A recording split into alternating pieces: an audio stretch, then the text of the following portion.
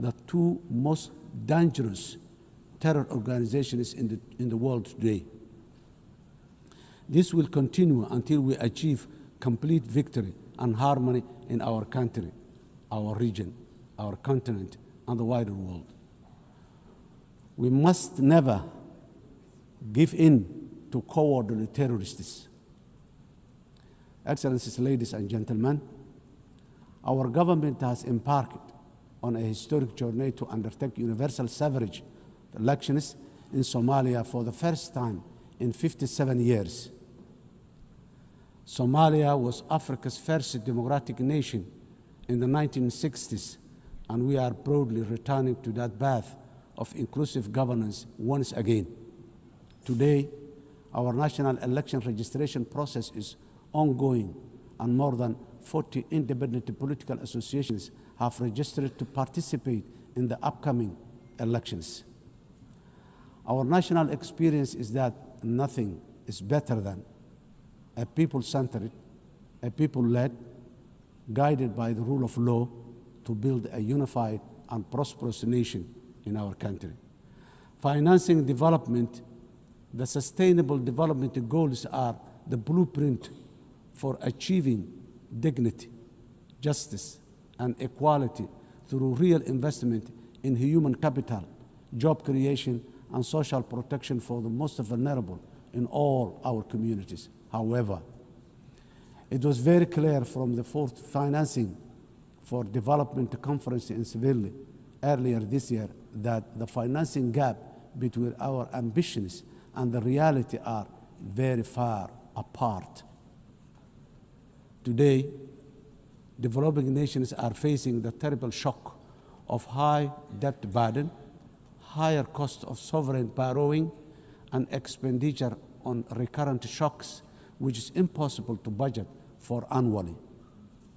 The traditional economic model of forecasting predictable expenditure supported by clear revenue streams is no longer this simple.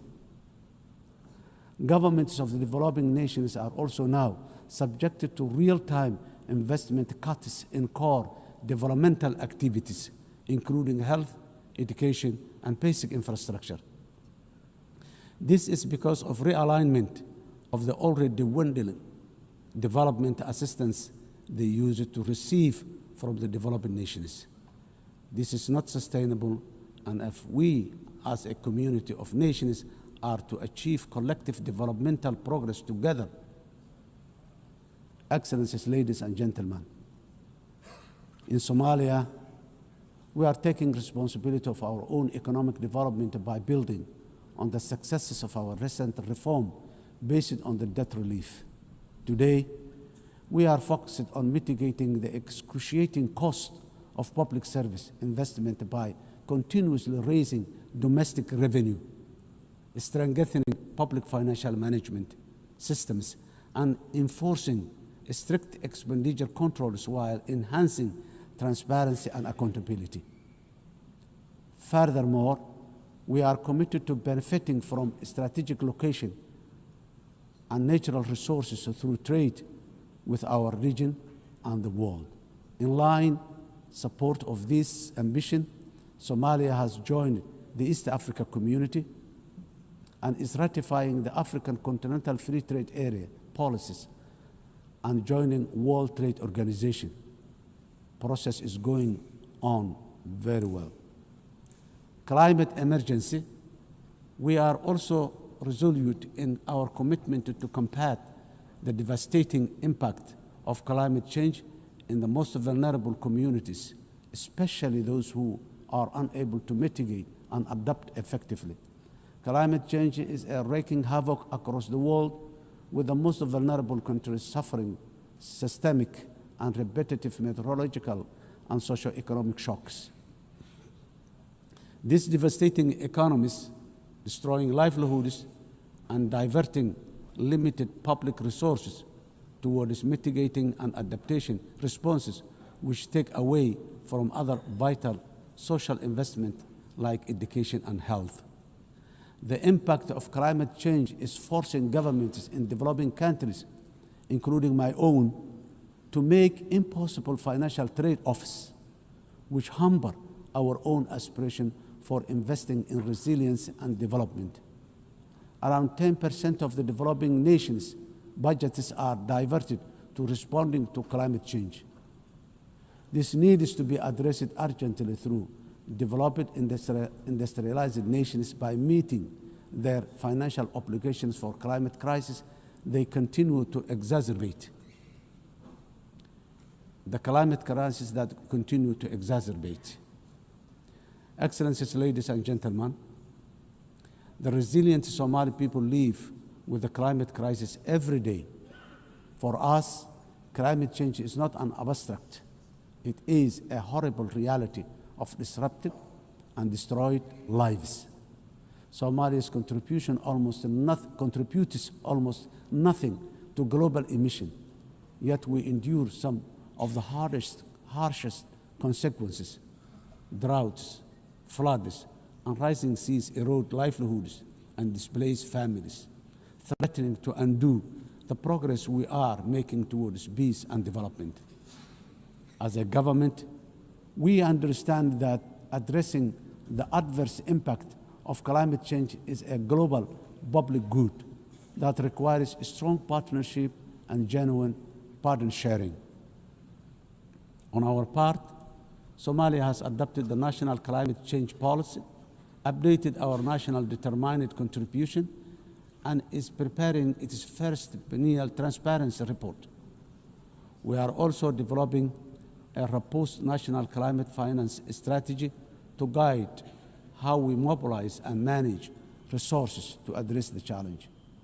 To ensure these resources are used effectively, we have established the National Climate Fund, a dedicated institution to channel climate financing transparently and directly to the communities on the ground, to the communities on the ground. We are restoring degraded lands, strengthening water security, and piloting nature-based solutions that protect both people and ecosystems. Despite our efforts, accessing climate finance remains too slow and complex. As our government strengthens its domestic revenue capacity and initiates the process for pre-arranging disaster risk financing, we call for financial support that is accessible, affordable, predictable, and just from the international financing institutions and capital markets. Nations on the front line, like Somalia, cannot be left to face this crisis alone, unsupported by the dominant global financial architecture, which is not fit for the purpose in this age of great challenge.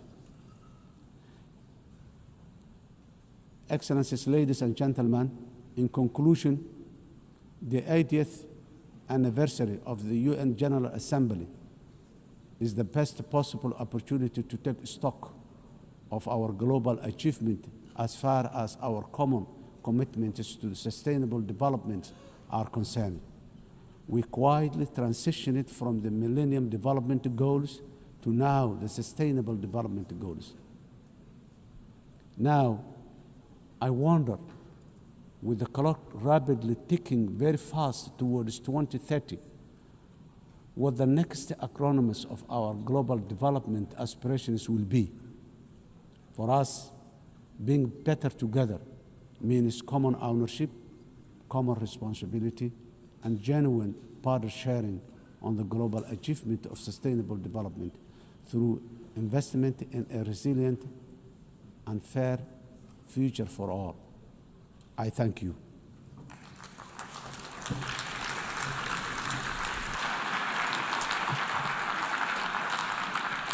On behalf of the Assembly, I wish to thank the President of the Federal Republic of Somalia.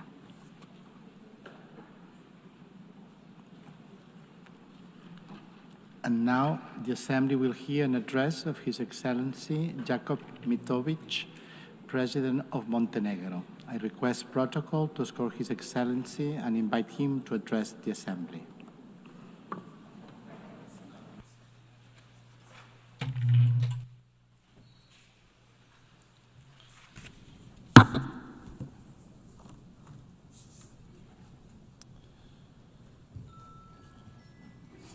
Mr. Speaker, Excellencies, ladies and gentlemen, allow me to convey my warmest congratulations to Her Excellency Annalena Baerbock on her election as the President of the 80th session of the General Assembly.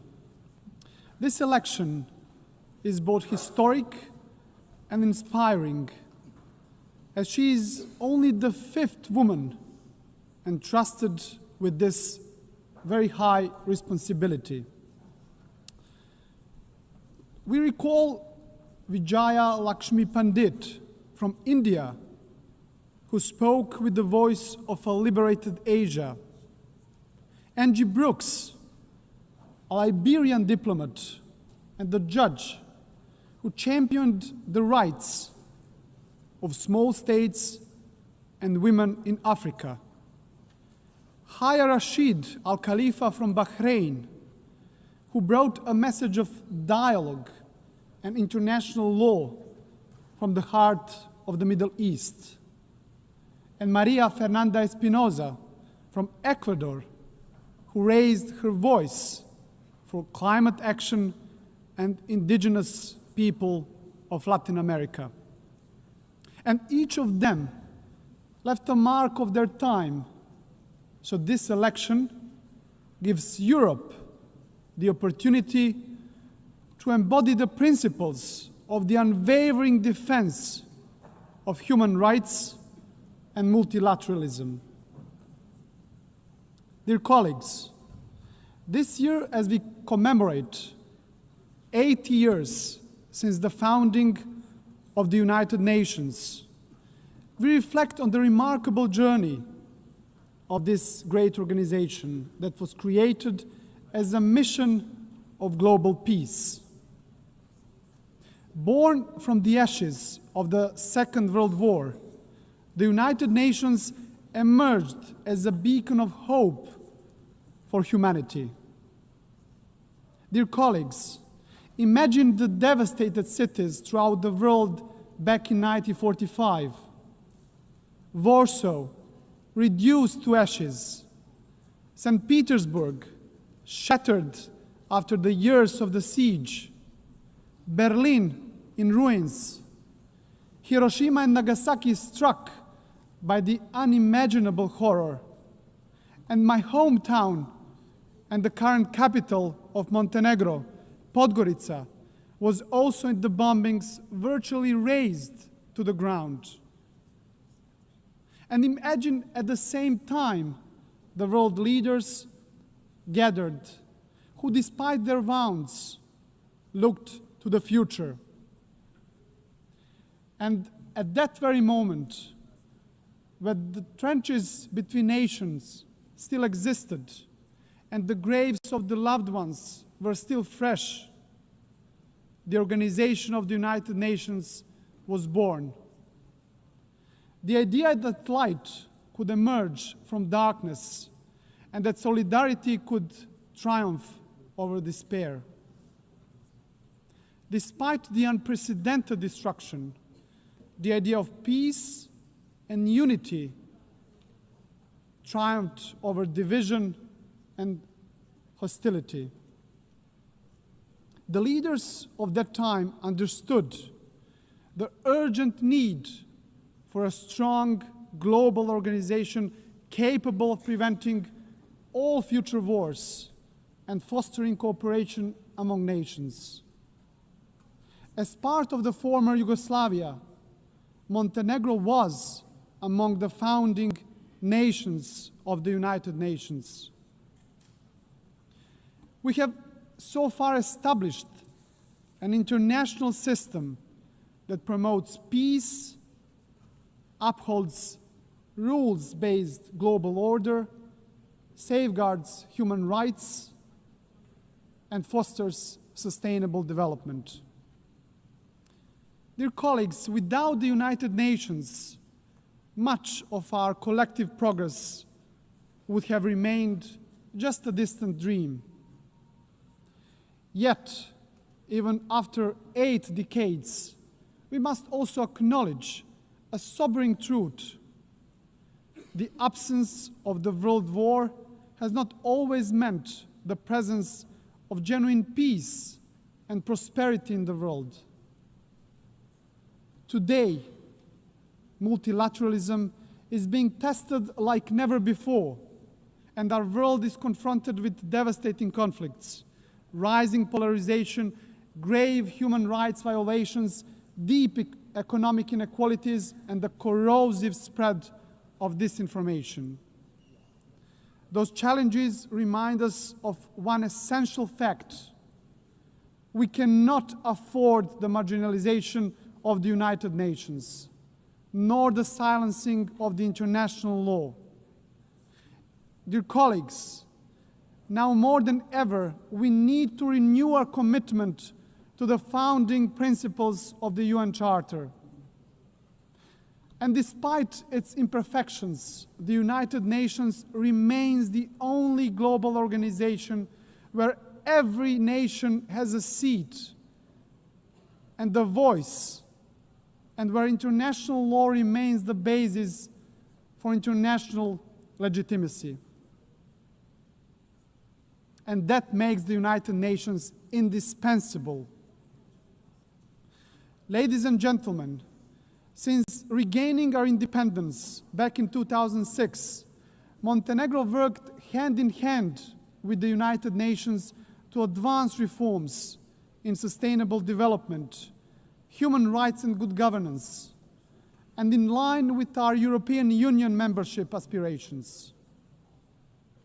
Next year, we will proudly mark 2 decades of regaining our independence, as well as 2 decades of our UN membership. So over the past 20 years, Montenegro has evolved into a modern democracy. This transformation is also reflected in our economy, which has grown steadily, driven by key sectors such as tourism and energy. Our resilience has been tested by many global crises. Yet, Montenegro remains firmly committed to building a knowledge-based economy that fosters sustainable development and contributes to regional stability and regional prosperity. Montenegro's commitment to the United Nations and multilateralism remains a cornerstone of our foreign policy, fully in harmony with our European and Euro-Atlantic paths, and our dedication to good neighborly relations and regional cooperation. With NATO membership as the pillar of our security, our strategic focus is now on joining the European Union by 2028. It's an ambitious goal, dear colleagues, yet one that is now firmly within our reach. And as the most advanced EU candidate country, Montenegro remains steadfast in implementing structural reforms and fully aligned with the European Union's common foreign and security policy. We are convinced that the EU integration is a catalyst for lasting progress, stability, and ultimately security of the European continent. And in this process, Montenegro is not only a beneficiary, but also a contributor, demonstrating that enlargement strengthens the European Union as much as it strengthens the candidate countries. Your Excellencies, to strengthen multilateralism, we also must confront its weaknesses. The Security Council is increasingly paralyzed and unable to fulfill its mandate as the primary guardian of peace and security. The latest example is the war in Ukraine, which has brought unimaginable suffering to the people of Ukraine. And Montenegro welcomes recent diplomatic efforts of the international community led by the United States, aimed at achieving a just and lasting peace. And we sincerely hope that these efforts will succeed. At the same time, Montenegro is deeply concerned about the unfolding humanitarian suffering of the Palestinian people in Gaza, and we call for an immediate ceasefire. Montenegro also strongly condemned the horrific terrorist attack by Hamas on October the 7th, 2023, and calls for unconditional release of all hostages. Montenegro has consistently supported a peaceful resolution of the Israeli-Palestinian conflict based on the two-state solution in full accordance with international law and relevant United Nations resolutions. And this is why we also endorsed the New York Declaration on the peaceful settlement of the question of Palestine and the implementation of the two-state solution. Dear colleagues, dear delegates, Montenegro fully supports the implementation of the UN Pact for the Future, as well as the Seville Compromise, a renewed global commitment for financing sustainable development as important steps in strengthening our collective capacity to respond to global challenges.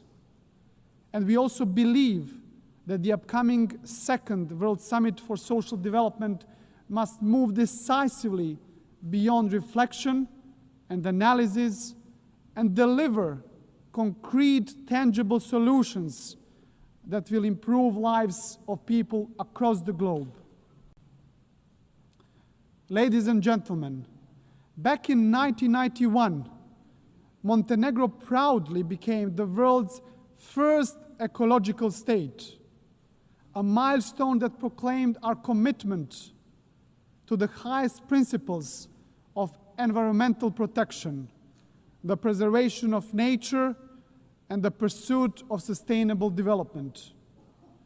UN Agenda 2030 remains our guiding light for sustainable development, and Montenegro takes pride in being among the first countries in the world to integrate all the SDGs into its national framework almost a decade ago. A further important step in advancing the implementation of the 2030 Agenda was the creation of the SDG Acceleration Fund, a powerful mechanism for financing SDG goals.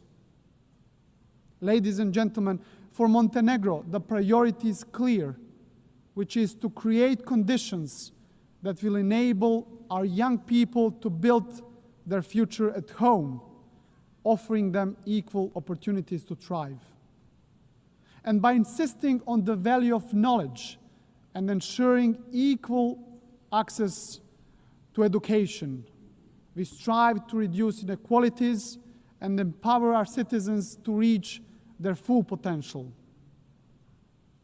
Ladies and gentlemen, climate change must be tackled globally and urgently. And it is no longer just warnings from the scientists. It is floods that swallow villages and cities, fires that destroy forests, fields, and homes, and delaying a more decisive action on the international scale means gambling with the lives of those who live today, but also of the future generations. Dear colleagues, rapid technological change, and particularly the rise of the artificial intelligence, must be harnessed in a safe, responsible, and inclusive manner. Technology should be an evolutionary gift to humanity, developed, founded, and guided with social responsibility, serving the greater good. Ladies and gentlemen, globally, human rights and fundamental freedoms continue to face serious challenges. And while significant progress has been achieved in advancing women's rights since the adoption of the Beijing Declaration, much remains to be done. In this regard, Montenegro is fully committed to gender equality. We have harmonized national policies with the best international standards, strengthened our institutions dedicated to the protection of women's rights, and promoted women's leadership in all spheres of our society. Your Excellencies, as we celebrate today 80 years of shared achievements, our collective task is to reform the United Nations and prepare it for the challenges and opportunities of the future. Criticism of the UN reflects not just on the organization itself, but on all of us as member states. For it is we who have created it, who guide it, and who bear responsibility to strengthen it.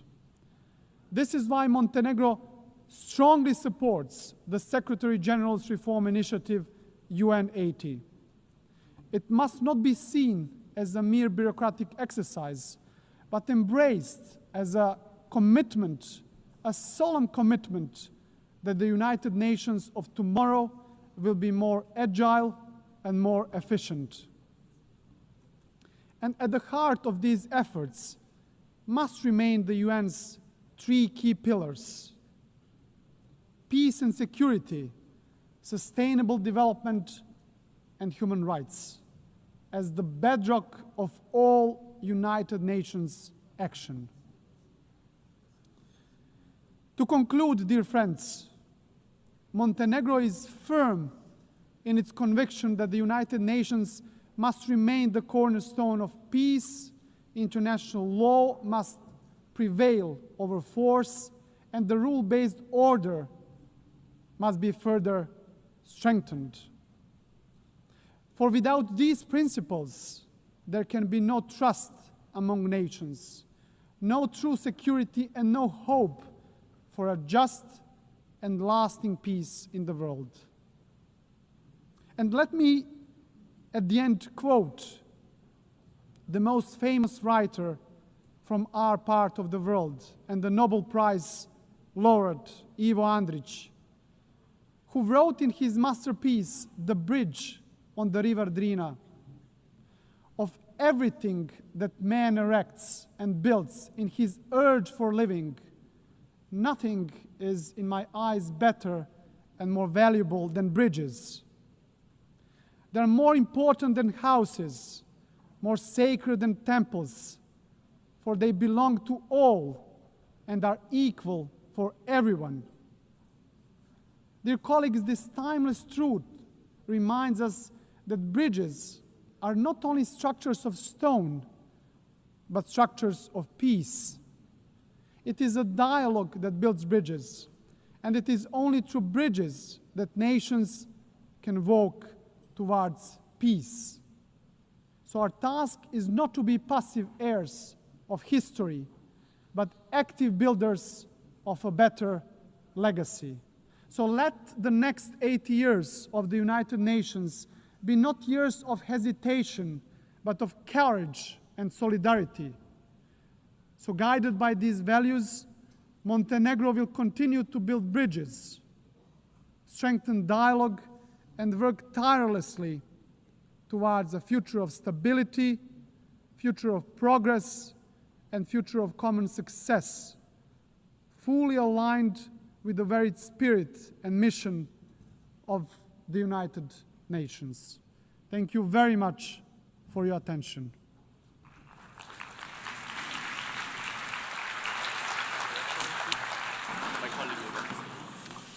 On behalf of the Assembly, I wish to thank the President of Montenegro. In accordance with Resolution 80/1 of 19 September 2025, I give the floor to the distinguished observer of the Observer State of Palestine to introduce an address by the head of a state. Bismillah ar-Rahman ar-Rahim.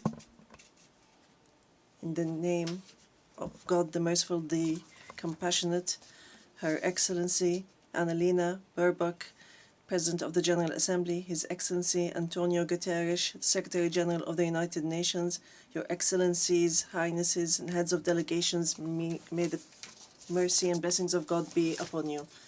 I speak to you today after almost 2 years in which our Palestinian people in the Gaza Strip have been facing a war of genocide, destruction, starvation, and displacement waged by the Israeli occupation forces, in which they killed and injured more than 220,000 Palestinians, the majority of whom are unarmed children, women, and the elderly. A war in which they displaced hundreds of thousands and prevented the entry of food and medical supplies and caused the starvation of 2 million Palestinians. They imposed a stifling siege on an entire people and destroyed more than 80% of homes, schools, hospitals, churches, mosques, facilities, and infrastructure.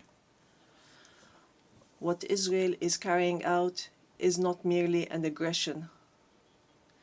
It is a war crime and a crime against humanity that is both documented and monitored, and it will be recorded in history books and the pages of international conscience as one of the most horrific chapters of humanitarian tragedy in the 20th and 21st centuries.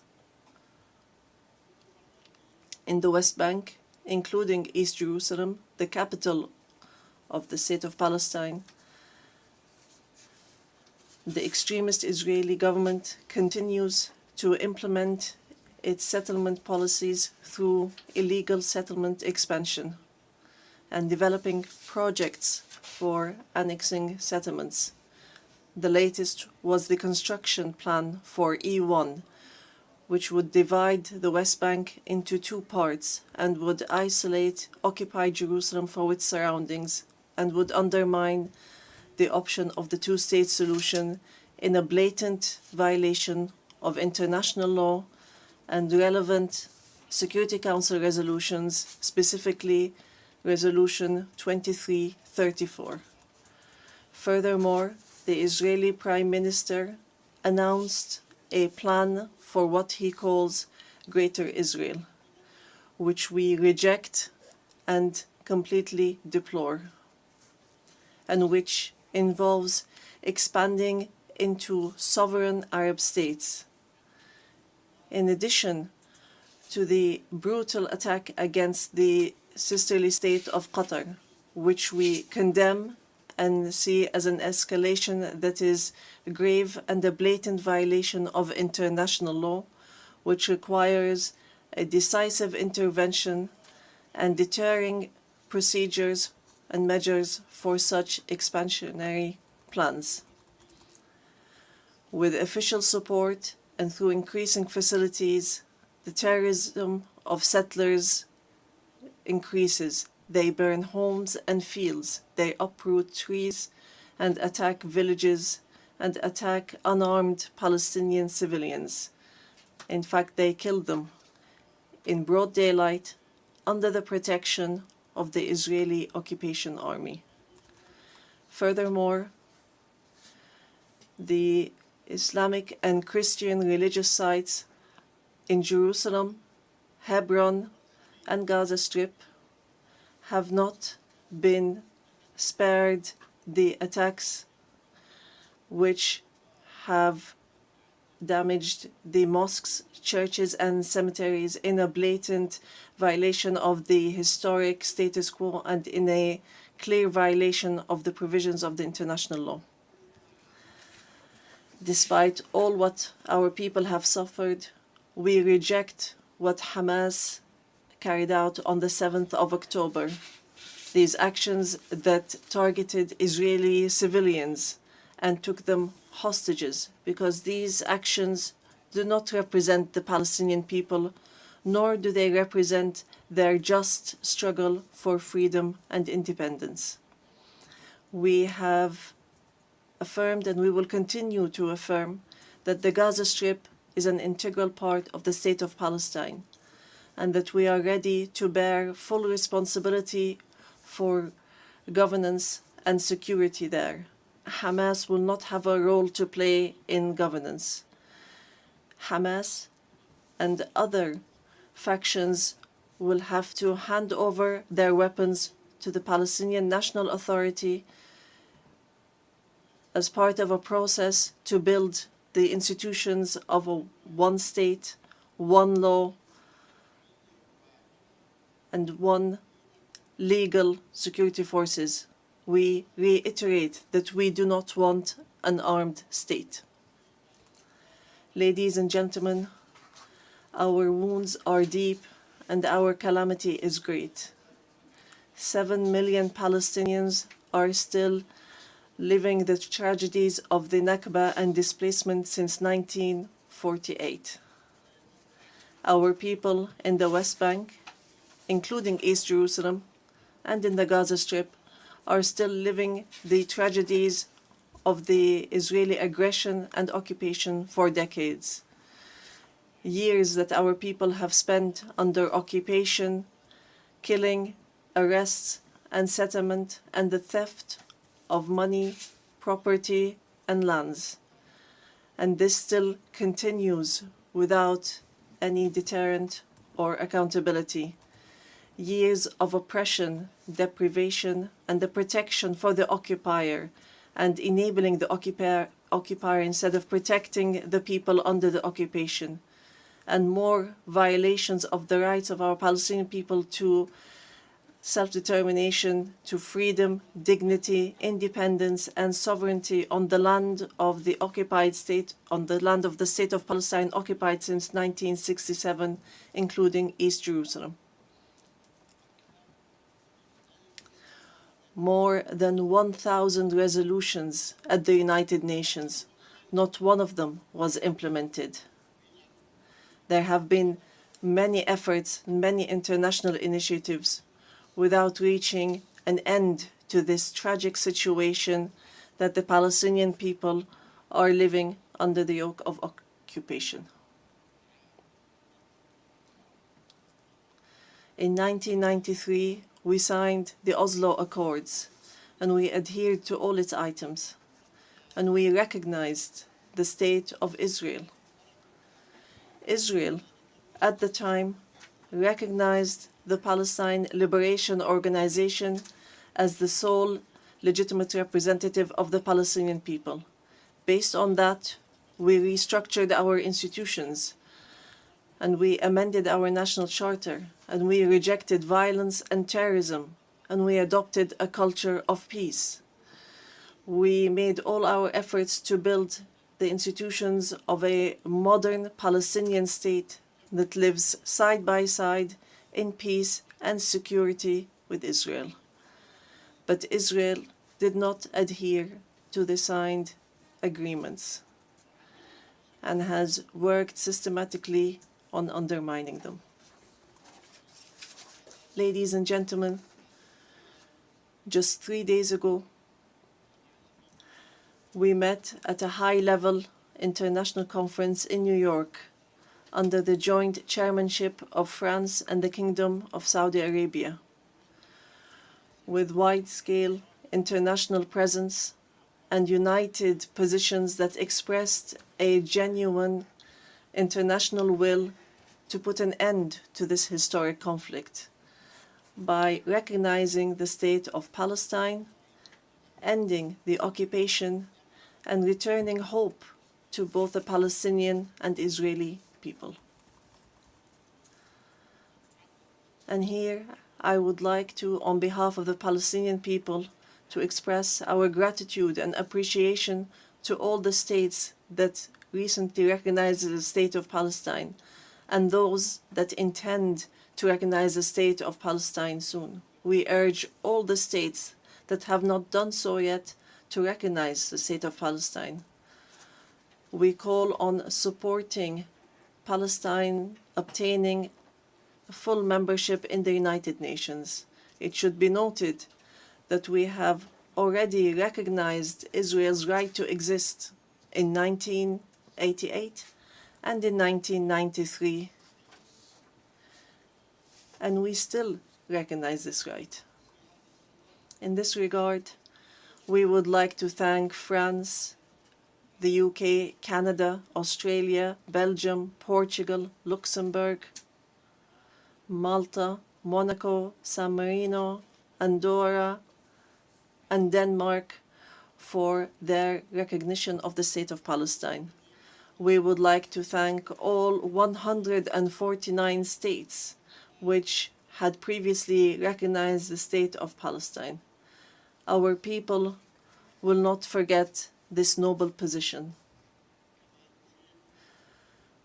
We would also like to commend the role of the chairmanship of this conference, the Kingdom of Saudi Arabia and France, and also the United Kingdom. We would also like to thank all the states that headed the various working groups and those which participated and continue to participate in the International Alliance for Peace. We would also like to thank the states that are supporting our efforts to stop the genocide and the occupation and achieve peace. We highly appreciate all the peoples and organizations around the world who protested in support of the rights of the Palestinian people to freedom and independence and to stop the war, destruction, and starvation. We reject confusing the solidarity with the Palestinian cause and the issue of anti-Semitism, which is something that we reject based on our values and principles. Within the framework of welcoming the outcomes of the International Conference for Peace, we reiterate today before the General Assembly the following points. First, the need for an immediate and permanent end to the war in Gaza. Second, the entry without conditions of humanitarian aid through United Nations organizations, including the UNRWA, and to stop using starvation as a weapon. And here we would like to thank the brotherly and friendly states and organizations that have been sending aids. Third, the release of all hostages and prisoners on both sides.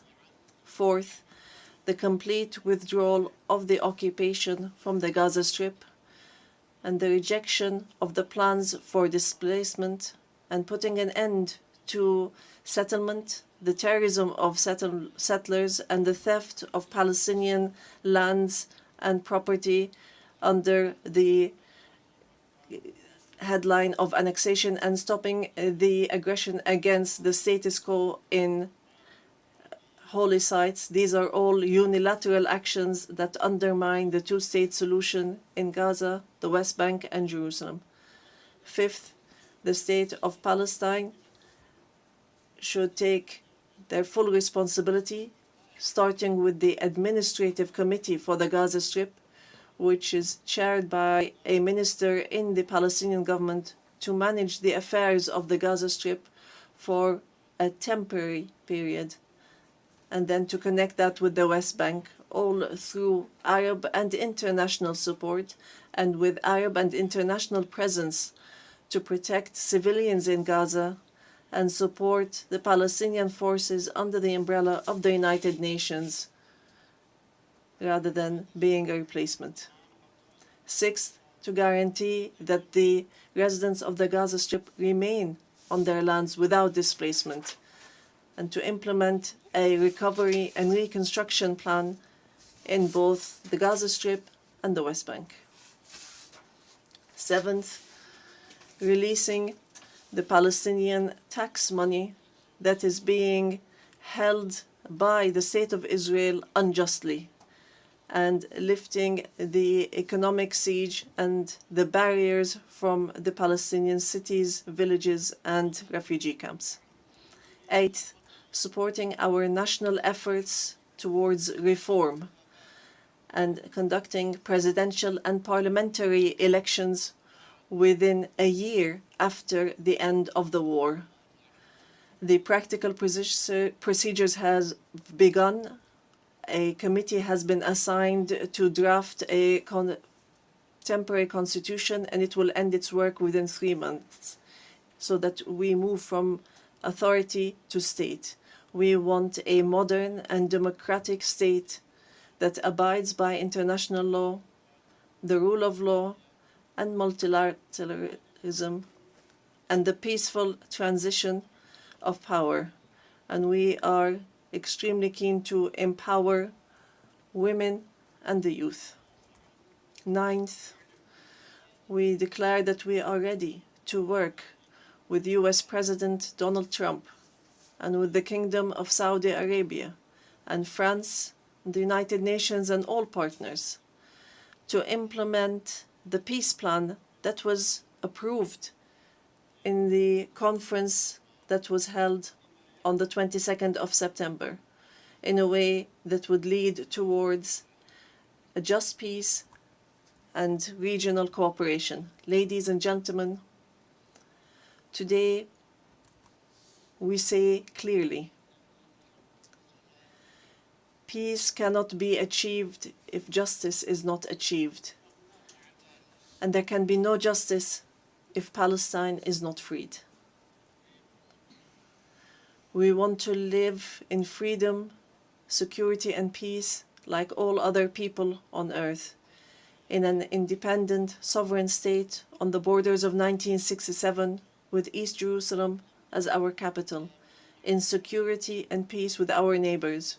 We want a modern civilian state that is free of violence, weapons, and extremism, one that respects law, human rights, and invests in people, development, technology, and education, not in wars and conflict.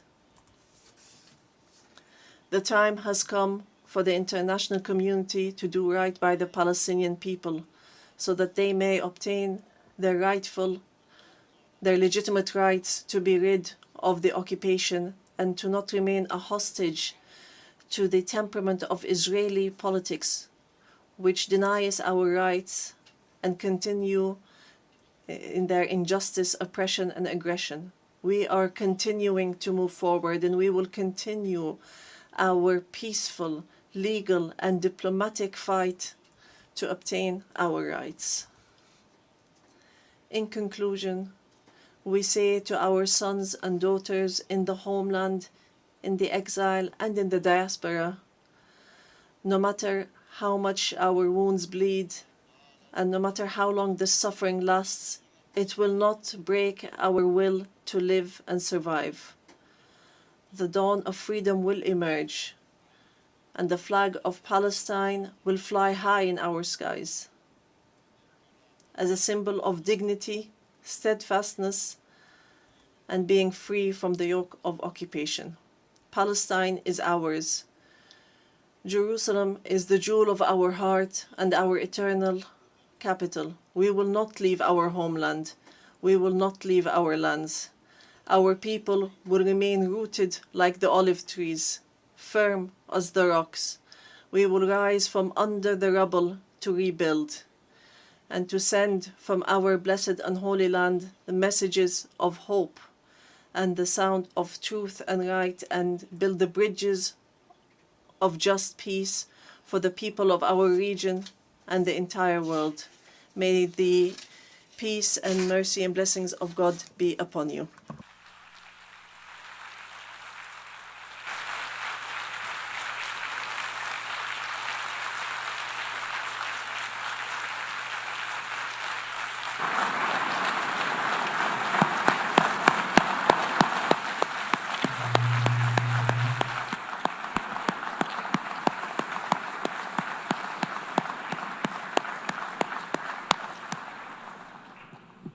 On behalf of the Assembly, I wish to thank His Excellency Mahmoud Abbas, President of the State of Palestine.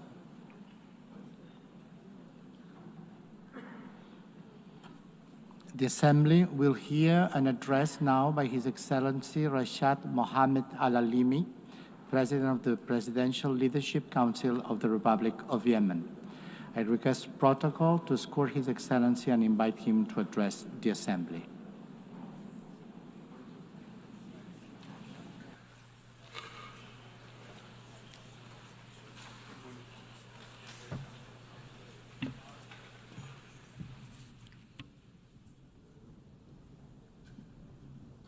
Bismillahir-Rahman. In the name of God, most gracious, most merciful. My statement today will be entitled, For Yemen, for the World.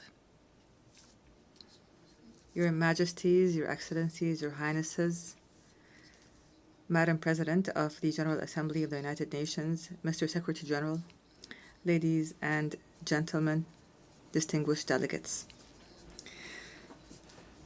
I would first like to offer Madam Annalena Baerbock and her friendly country, the Federal Republic of Germany, I'd like to offer them our sincere congratulations on her election as President of the United Nations General Assembly. I wish her success in leading this session, which we attach great importance to as under the slogan, Better Together for Peace, Development and Human Rights. I would also like to commend the efforts of the Secretary General of the United Nations, Mr. Antonio Guterres. We look forward to working with these two leaders of the United Nations to champion peace and human rights in Yemen and to offer protection to the relief staff that have been kidnapped by the terrorist Houthi militias that are backed by the Iranian regime. I also take this opportunity to offer our sincere congratulations to our great Yemeni people who tonight are celebrating the anniversary of the overthrow of the racist Imamate regime 63 years ago and the birth of the republic that is based on the principles of liberty, justice, and abolishing differences and class discrimination and encouraging the participation of women and guaranteeing rights and liberties. Ladies and gentlemen, within this organization, which was built in the aftermath of a horrific war, humanity 8 decades ago pledged that no people would be left alone to face dictatorship or chaos or famine without the backing of the international community. You pledged, and we pledged along, that this organization will safeguard human dignity and the rights of peoples to live in dignity, security, development, and peace. And today, after all these years have passed, we pose to you the same fateful question from the Yemeni people, whether these values and principles continue to exist or not, or else what would it mean for our country to be left hostage to the Iranian regime's expansionist schemes and its militias that use hunger as a weapon, religion as a tool, and maritime passages as a means of blackmail? What does it mean for this country with an ancient history to become one of the most dangerous hotspots of terrorism, cross-border terrorism in the world? Therefore, we are here today not simply to speak of the epic confrontation of the Yemeni people against the most violent and arrogant of terrorist organizations at all. Rather, we are here to build on what was achieved and to call on the world once again to take action and not simply to take note, and to achieve the salvation that we have promised our people, not simply a repetition of statements of the past.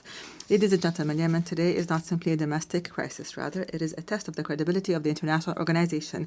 After a decade has passed to the coup that was orchestrated by the Houthi militias supported by the Iranian regime against the national consensus, our people are living one of the gravest humanitarian crises, facing security threats that transcend our borders and spread to the region and the entire world.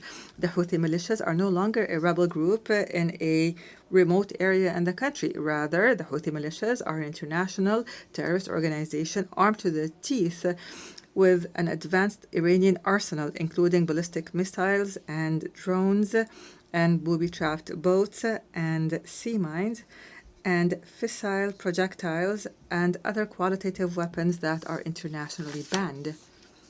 In addition, this outlaw group supports networks that smuggle drugs and utilize new technologies to disrupt communications and guidance systems in an attempt to transform Yemen into a laboratory to experiment with the weapons of its supporters. These are not simply tools of war. Rather, this is a scheme to redraw the map of Iranian influence in the region. And those who are lenient with this group today must imagine how tomorrow will be when the Red Sea and maritime passengers fall prey permanently to this terrorism.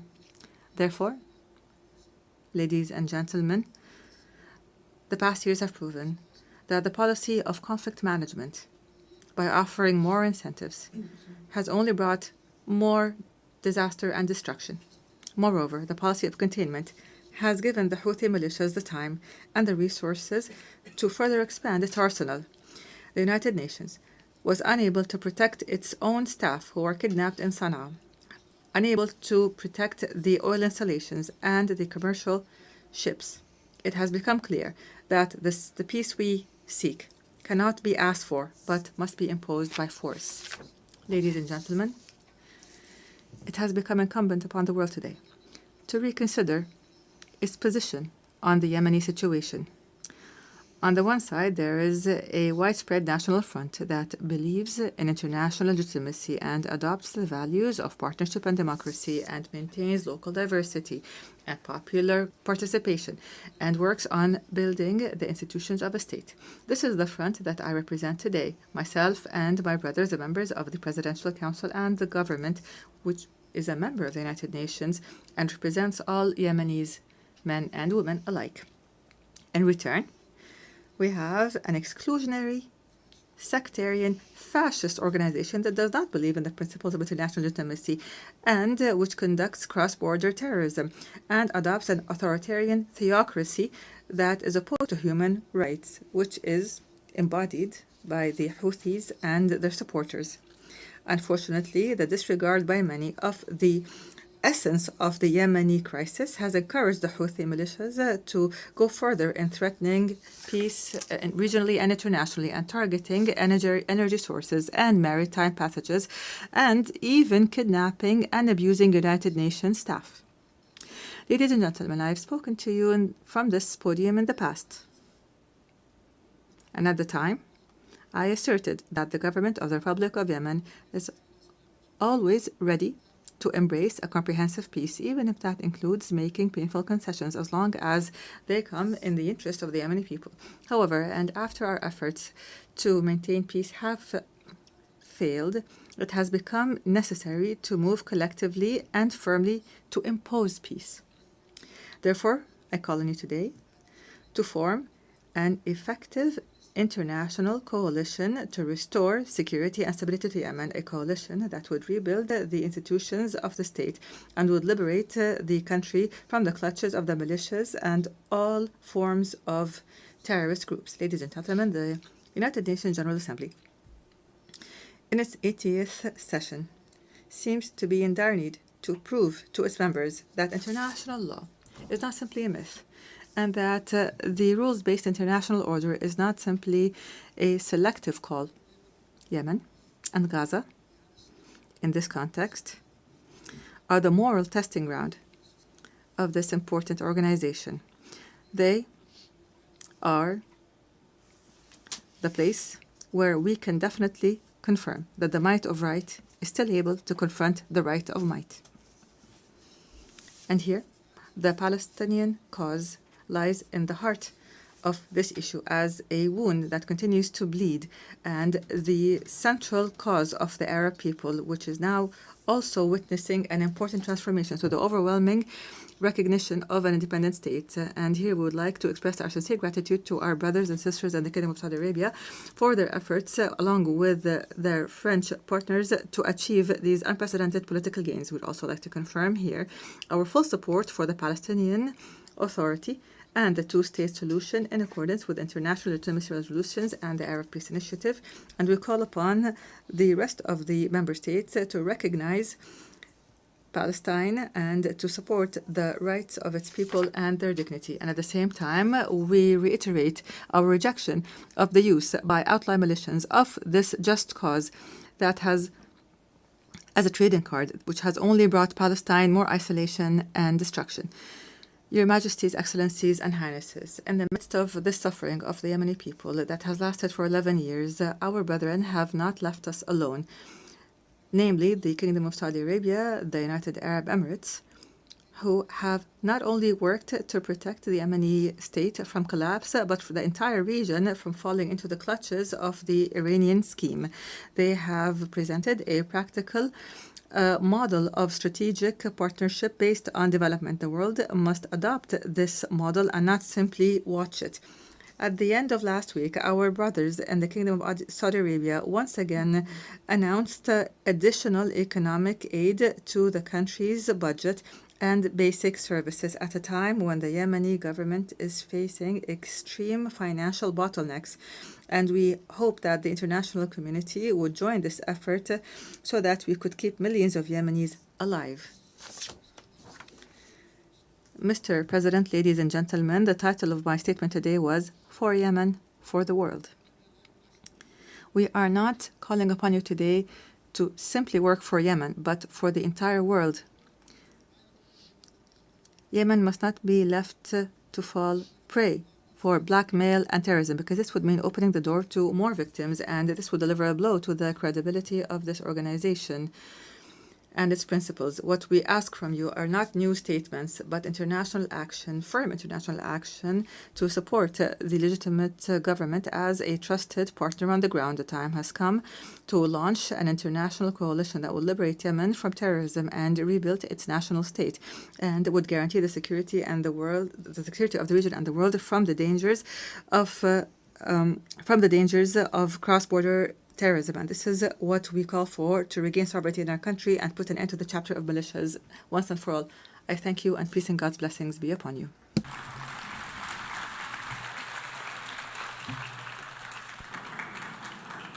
On behalf of the Assembly, I wish to thank the President of the Presidential Leadership Council of the Republic of Yemen. The Assembly will hear now an address by Her Excellency Gordana Dzizanowska-Davkova, President of the Republic of North Macedonia. I request protocol to escort Her Excellency and invite her to address the Assembly.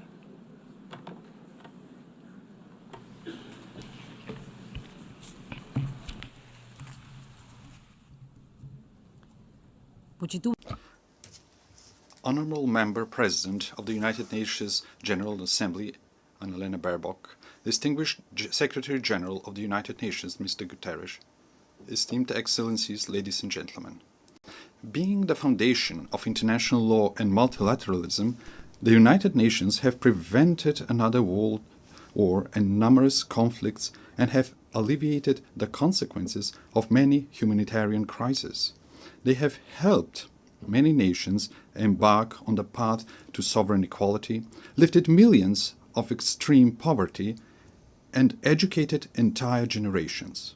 They have inspired a global movement for rights and freedoms, for social justice and equality.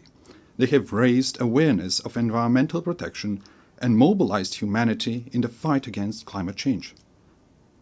For these and many other achievements, the United Nations, its agencies and leaders, have won no less than 12 Nobel Peace Prizes. Nevertheless, the United Nations today face a geopolitical and geoeconomic earthquake that is shaking the foundations of the post-World War II order. Today's crisis stems from deep tectonic shifts, undermining the principles that shaped the world for the past 80 years. A new geopolitical era is emerging before our eyes. Instead of acting together on the urgent challenges such as peace and security, climate change and environmental destruction, artificial intelligence and growing inequalities, we seem to be heading towards a post-Hobbesian state of war of everyone against themselves. Instead of a single international order, Parallel orders seem to be emerging, each with its own rules, values, and interests, often directly against one another. Being paralyzed and isolated when most needed, I wonder if the United Nations is turning into the League of Nations. The signs are all around us. Instead of creating a sense of shared future, humanity is facing wars and loss of humanness. With international humanitarian law increasingly ignored, hunger is weaponized and humanitarian workers are targeted. Amid everyday violence, the world is oscillating between nihilistic pessimism and hedonistic escapism, between hopeless lamentation and heartless indifference, as in the first decades of the 20th century. The tremors of the international order have opened deep geopolitical fault lines. One of the most active is in Ukraine, where war has been raging for 3.5 years. Russia's aggression is a flagrant violation of the Charter of the United Nations and a direct threat to international peace and security. We also express our deep concern of the recent violations of the airspace of Poland, Romania and Estonia, every one of them a NATO member state. We supported the joint statement of September 12 and call for immediate de-escalation, full respect for international law, and use of preventive diplomacy to reduce tensions and preserve peace. Your Excellencies, the geopolitical fault line also runs through the Western Balkans region. The Macedonian accession process to the European Union has been continuously obstructed for 20 years, but not on the basis of objective Copenhagen criteria, but for subjective nationalistic reasons. The latest EU condition to start our negotiations is a new imposed amendment to the Constitution. The Constitution, lex superior and, in Rousseau's sense, a social contract between citizens, represents the most internal matter of any state. Our Constitution provides 4 initiators for amendments: the President of the Republic, the government, at least 30 members of parliament, and 150,000 citizens. It is clear that neither our neighbors nor the European Union are authorized proposers of amendments. We emphasize that conditioning the start of negotiations to new constitutional amendments once again reopens issues of history, culture, and language, questions we have been assured were settled by the Prespa Agreement with Greece. We are constantly reminded that agreements must be respected. Pacta sunt servanda. I agree, we note that the Treaty of Friendship, Good Neighborliness and Cooperation with Bulgaria contains no provisions for constitutional amendments. Finally, through the constitutive acts, the EU defines itself as a unity of diversity and commits to respecting cultural and linguistic diversity, national and cultural identity, and dignity and integrity. How then is it possible that we are asked to discuss and negotiate with a neighbor about history, culture, and language?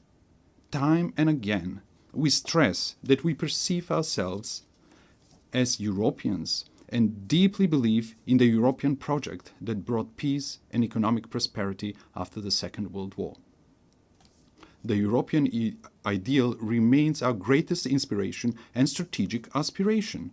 As a country dedicated to good neighborly relations and regional cooperation, we do not seek disputes with our neighbors. What we desire is to be integrated in the Union, but without additional conditions and with national dignity preserved.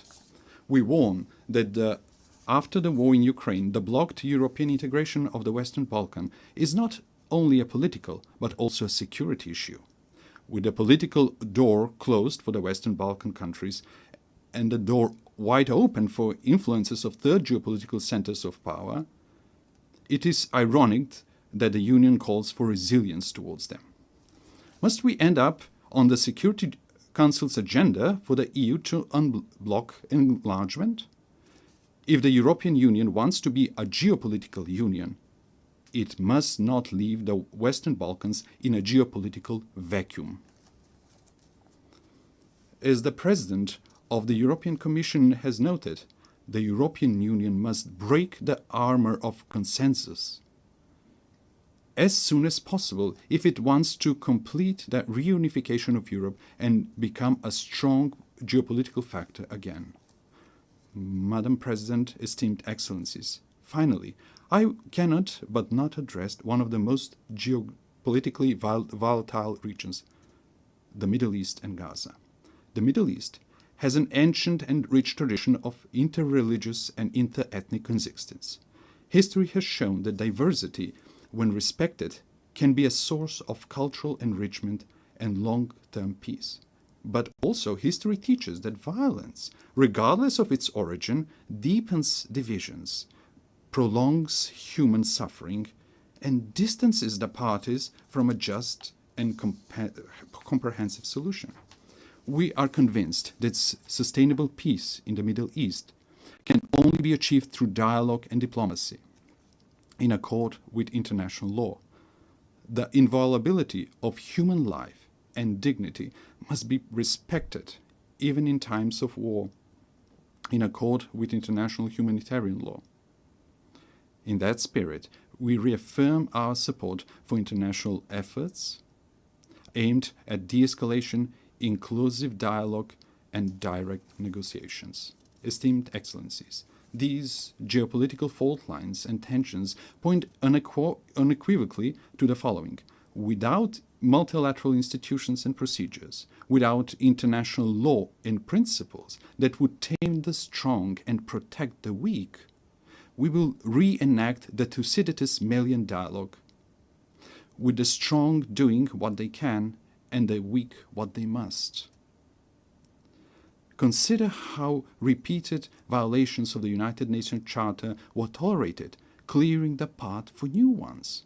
Remember the General Assembly resolutions left unenforced, the International Court of Justice's judgments disregarded and its opinions ignored, and the peace initiatives obstructed in the Security Council.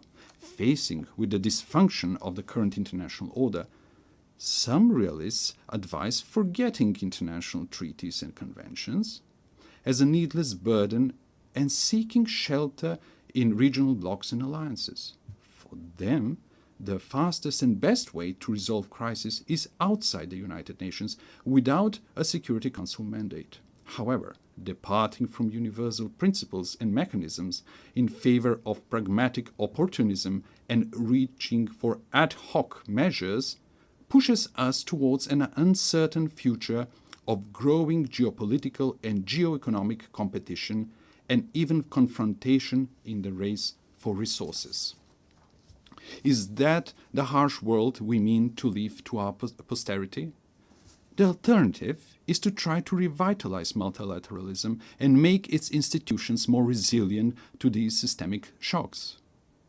Respected Madam President, respected attendees, young generations have the right to a renewed charter, to a reformed and strong United Nations that will enable them to live in peace among nations and peace with nature. These reforms must not be cosmetic, but profound, to enable greater inclusiveness, harmonization between values and mechanisms, optimization of national and global interests, and functional institutions.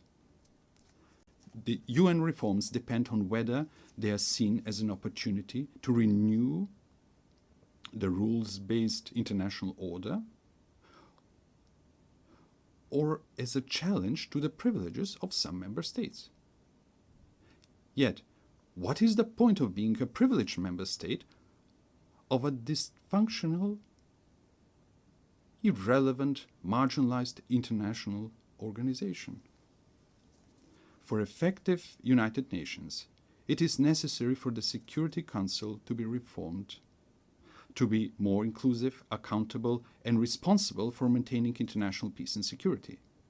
The General Assembly must evolve into a representative policy-making body rather than a debate club. The implementation of International Court of Justice judgments must become mandatory for all member states, ensuring the rule of international law. Reform is needed not only for old challenges, but also for new ones. Artificial intelligence brings enormous opportunities, but also incalculable risks for our civilization. It is not just a technological leap. Its impact may be greater than the industrial and digital revolutions. Aware of this, my country and I support the proposal to make artificial intelligence a priority of the 80th session. Next year, we will elect a new Secretary General of the United Nations. We need a person with leadership skills, with rich diplomatic experience, and ability to bring differences and build consensus, but also deeply humane and committed to the vulnerable. The next top diplomat of the world must possess knowledge, patience, and tact. After 8 years, it is high time for a woman to be a Secretary General of the United Nations. In a world dominated by strong men, often with weapons, we need strong women with wisdom and empathy. I believe that women who are, along with their children, are the greatest and most numerous victims of wars, have an inalienable right and obligation to prevent them. The anarchic international order is a threat to all, but especially to small states. It is natural for small and medium-sized states to be the greatest supporters of the United Nations reforms. Distinguished Excellencies, let me share with you what we are doing in this regard.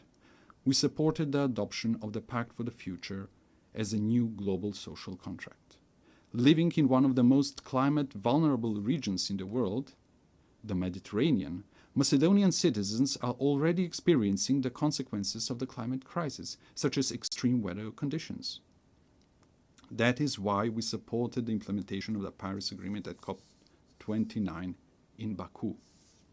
We supported the Sevilla commitment on financing for development and integrated the Sustainable Development Goals in our National Development Strategy 2024-2044. At the third UN Ocean Conference in Nice, we committed to strong international ocean governance supporting the action plan. We are making great efforts to promote women's leadership and the implementation of the Agenda on Women, Peace and Security. We signed the new 2026-2030 framework for cooperation with the United Nations to ensure inclusive social and human development, sustainable economies and decent work, resilient and green societies and ecosystems, the rule of law, and good governance.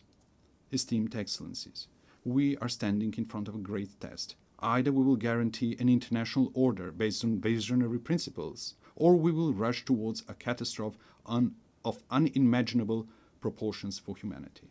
Former Secretary General Dag Hammarskjöld reminded us that the United Nations was not created in order to bring us to heaven, but in order to save us from hell.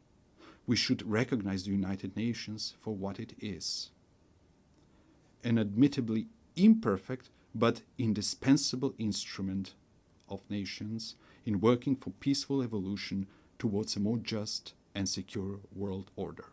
Let's give them that chance. Thank you.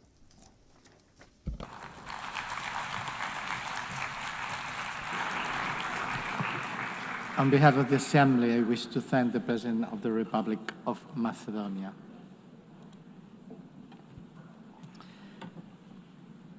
L'Assemblée va entendre l'allocution de son... The Assembly will now hear the statement of His Excellency, Mr. Anthony van Laurent Saint-Cyr, President of the Presidential Transition Council of the Republic of Haiti. I request Protocol to accompany His Excellency, and I invite him to speak before the Assembly.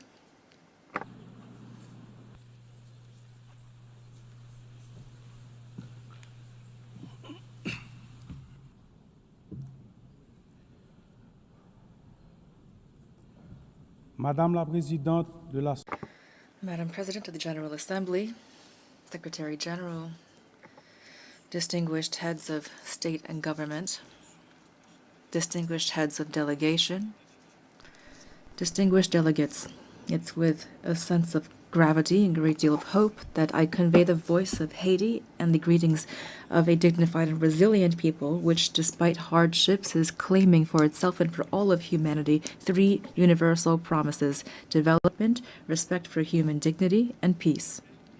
Peace, which is now an absolute imperative for the Haitian people. On behalf of this people, Madam President, I would like to warmly congratulate you on your election as President of this Assembly. I also would like to thank Secretary General Antonio Guterres for his unwavering commitment to our organization and his constant and multifaceted support for the Republic of Haiti.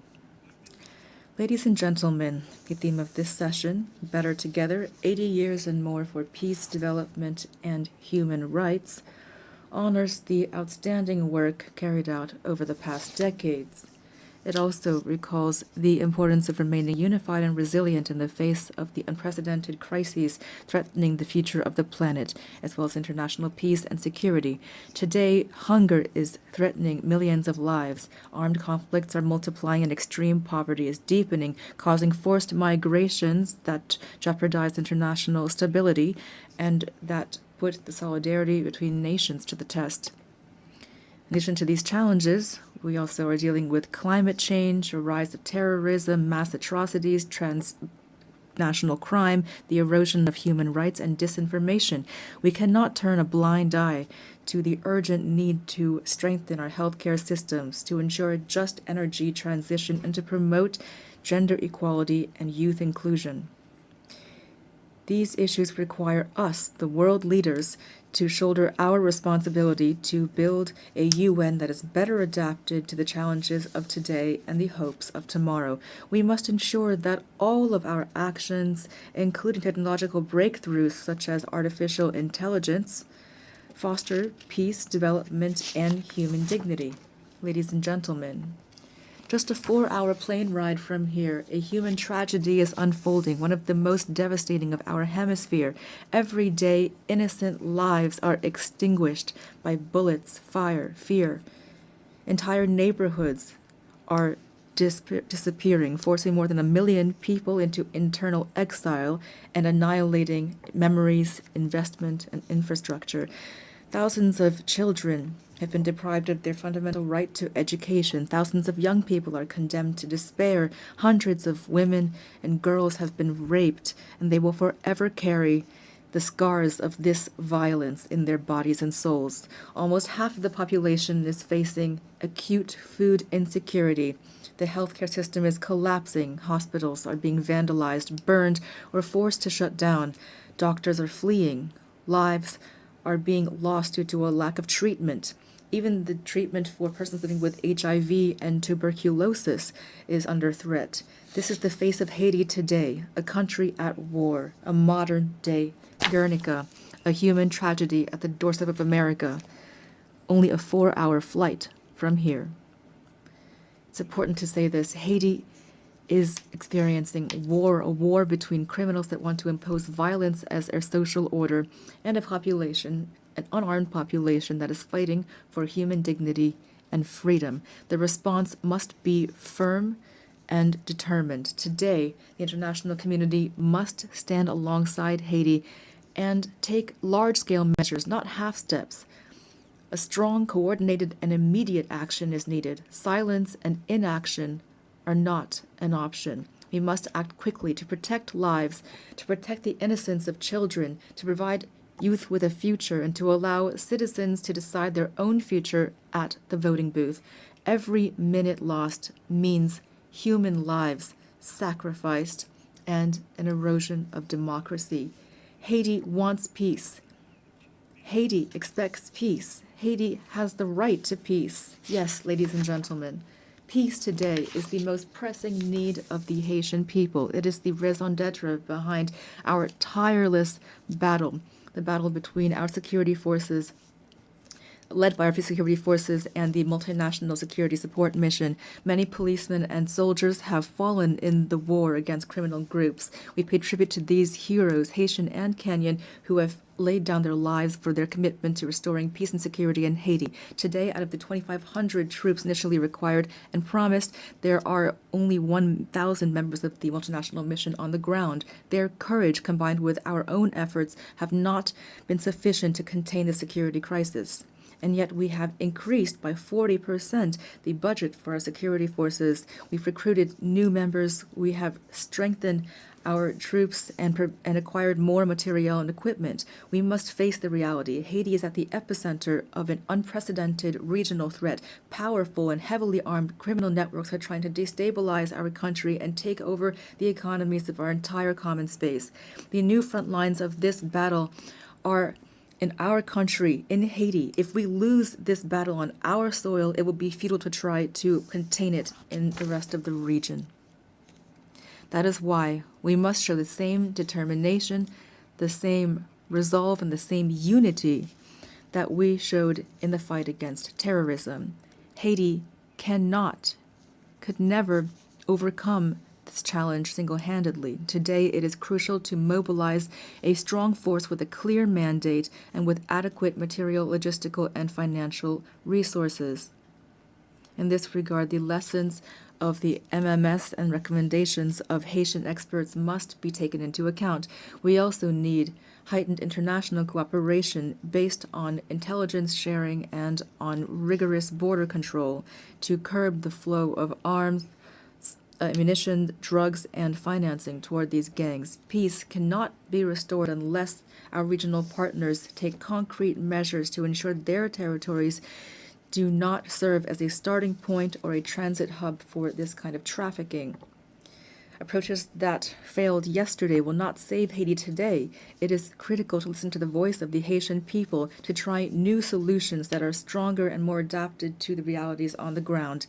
In this regard, we fully support the efforts made to transform the multinational security support mission. We also call for solidarity from the entire international community, especially for the commitment of members of the Security Council for a vote in favor of a resolution establishing a gang suppression force.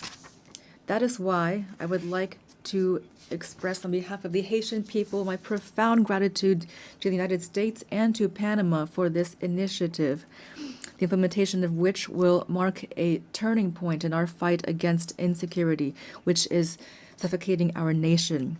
I thank the administration of President Trump for the efforts made to provide support and resources in our common fight against the gangs, these enemies that are threatening both Haiti and the entire region. Today, the complexity of the Haitian crisis cannot serve as a pretext for endless talk, for drawn-out negotiations, or for stalemates caused by geopolitical considerations. Every day that we hesitate, criminal groups benefit. We urgently need to be proactive, to transcend divisions, to act together, to promote the values that bring us together, peace and human dignity. Haiti would welcome the holding of a high-level meeting to overcome obstacles and to make tangible progress. In this regard, we welcome the countries of the region and thank them for their constant support, especially through declarations in various regional organizations, including the Organization of American States and CARICOM. We appreciate their support and advocacy with partners in the Security Council for a real solution to the security crisis in Haiti. We also pay tribute to all of those states which during previous crises stood by our side and expresses the hope to be able to count once again on their commitment. Together, we can and we must resolve this crisis, which has lasted for too long already. 12 million women, men, and children are expecting this of us. Ladies and gentlemen, the Presidential Transition Council was born of a political consensus that stemmed from intense negotiations between the nation's political parties. This council, establishment which was supported by various international partners and facilitated by leaders of CARICOM, has a clear agenda which centers on holding free and credible elections. I repeat, free and credible elections. Despite the many challenges caused by the security crisis, the electoral process, for which the PTC and the government have shown real political will, has made real headway. The Electoral Council, Provisional Electoral Council, has already identified more than 85% of the voting centers, mobilized more than 70% of the elections personnel, and national financing to the tune of $65 million is guaranteed. The Presidential Transition Council is working closely with the MMS, the OAS, CARICOM, and BNU to ensure free, transparent, and inclusive elections reflecting the sovereign will of the Haitian people and guaranteeing the full and effective participation of young people, women, people with disabilities, and marginalized groups. To ensure productive political cooperation, constant efforts are being made and will continue to expand dialogue with the various political parties to strengthen consensus and to prevent a power vacuum which would be fatal for democracy and stability. The Haitian people must be able to choose its own leaders. The state wants credible elections. Our greatest challenge remains restoring security. The urgent and solemn call that we have once again issued to resolve the security crisis in Haiti must not be left to languish on paper nor be lost amid rhetoric and unkept promises. In Haiti, peace can no longer wait. Ladies and gentlemen, the transitional period does not allow us to launch all of the major structural reforms the country needs, but the humanitarian crisis we are currently experiencing must be overcome. To this day, the Haitian state has provided 72% of emergency assistance for IDPs and is assisting families to relocate. We are profoundly grateful to our international partners that have assisted us in the humanitarian response, and we are keenly interested in the promising initiatives put forward by those which, like the Association of Caribbean States, have chosen to join our effort. But our strategy is not limited to immediate assistance. We must move from assistance to investment. To this end, the government is determined to develop two major economic hubs, the Great North and the Great South, based on strategic sectors such as agro-industry, textiles, renewable energy, tourism, and services. Haiti will continue to count on its key partners to weather this difficult period and to relaunch its economy. We call for their support through the establishment of concrete mechanisms such as the renewal of the Hope Help Law, or launching urban renovation projects, which will allow us to create jobs, to put an end to the humanitarian impasse, and to reduce migration and pressure on Haitians in the region. Ladies and gentlemen, 2025 marks the bicentennial of the order forcing Haiti to pay a ransom for recognizing its own independence. We call for reparations, not out of bitterness or vengefulness, but out of a desire for justice and truth. We exhibited with satisfaction the statement by the French presidency recognizing the need to open spaces for dialogue and historic truth, as well as the resolution of June 5, 2025 of the French National Assembly recognizing the injustice of this ransom. Haiti has established a National Reparations and Restitution Committee.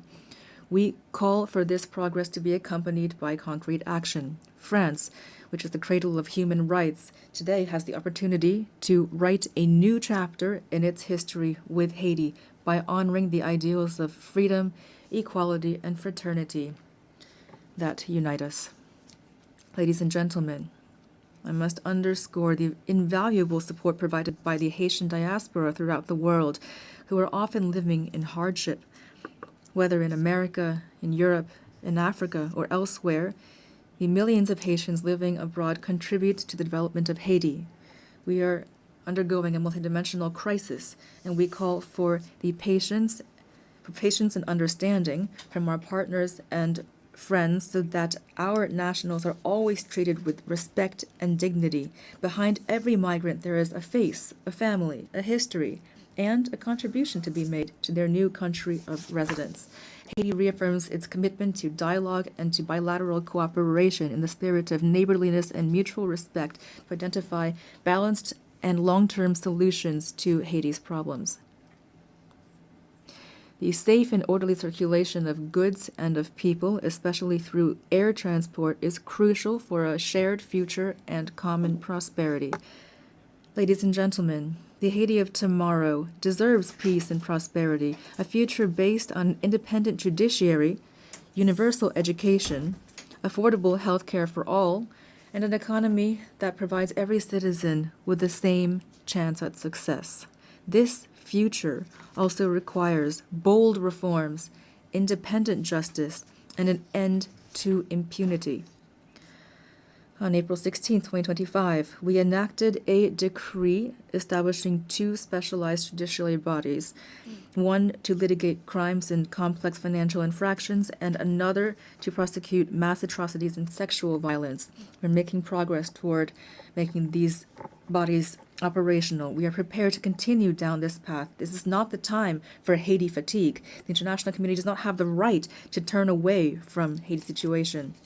In light of this crisis, silence would not be neutrality, it would be complicity.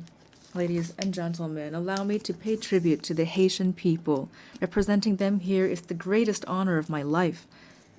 Beyond my functions as president of the Presidential Transition Council of Haiti, I am a real, active Haitian citizen with a profound love for my homeland, a land of freedom and dignity, a land of courage and talent. Haiti is not a nation that has given up. We are a great people, a people that stands together, men and women who have sacrificed for their homeland and for humanity. Haiti is not a playground for armed criminals, but rather it is a nation on its feet, comprised of dignified, resilient families who every day, despite terrible adversity, are fighting for a better future. I pay tribute to my fellow countrymen and women who are, without a doubt, among the most resilient people on earth. They deserve better. Giving them new hope is my only mission, and that is why now I call upon you to stand side by side with Haiti. We must build peace in Haiti, for the Caribbean, for the Americas, for all of humanity. Thank you.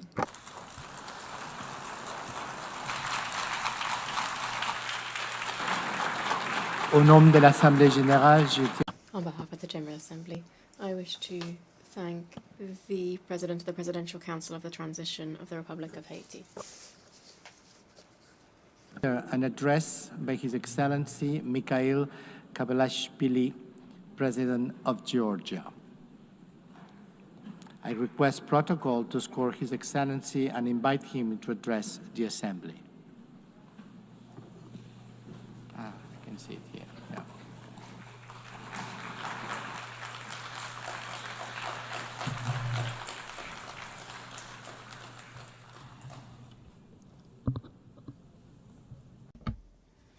Madam President, Mr. Secretary General, distinguished colleagues, ladies and gentlemen, I represent a country with a 3,000-year history, the cradle of one of the world's most ancient civilizations and the brave Georgian people, filled with pride and dignity, a country that possesses a unique alphabet, an ancient language, and 17th century-long Christian traditions. The history of Georgia is continuous chronicle of our people's struggle for survival against invaders, through which we have miraculously managed to preserve our cultural identity, traditions, and national character. Despite centuries of continuous warfare with invaders, the cultural environment in Georgia has always been distinguished by exceptional humanism, tolerance, and compassion for others. Tolerance, openness to others, harmonious coexistence, and diversity form the cornerstone of our ancient culture, which is brilliantly reflected in Georgian polyphony, in our national traditions, and in the world-renowned Georgian epic Shota Rustaveli's The Knight in the Panther's Skin. Georgia is a place where, throughout history, no human has ever been oppressed or persecuted on ethnic or religious grounds. Quite the opposite. We have always been known for our profound sense of justice.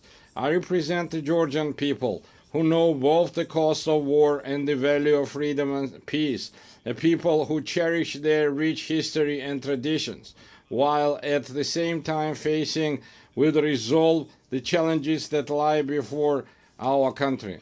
Amid a rapidly changing geopolitical landscape and unprecedented global challenges, such as ongoing conflicts, climate change, ideological polarization, cultural alienation, and war-driven humanitarian crisis, Georgia stands firmly as a guardian of dialogue, peace, stability, and sustainable development.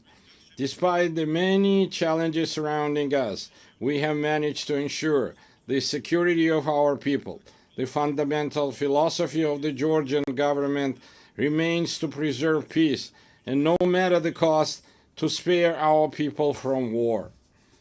For the fourth year now, a horrific, bloody war has been raging in Ukraine, bringing catastrophic consequences and immense human suffering.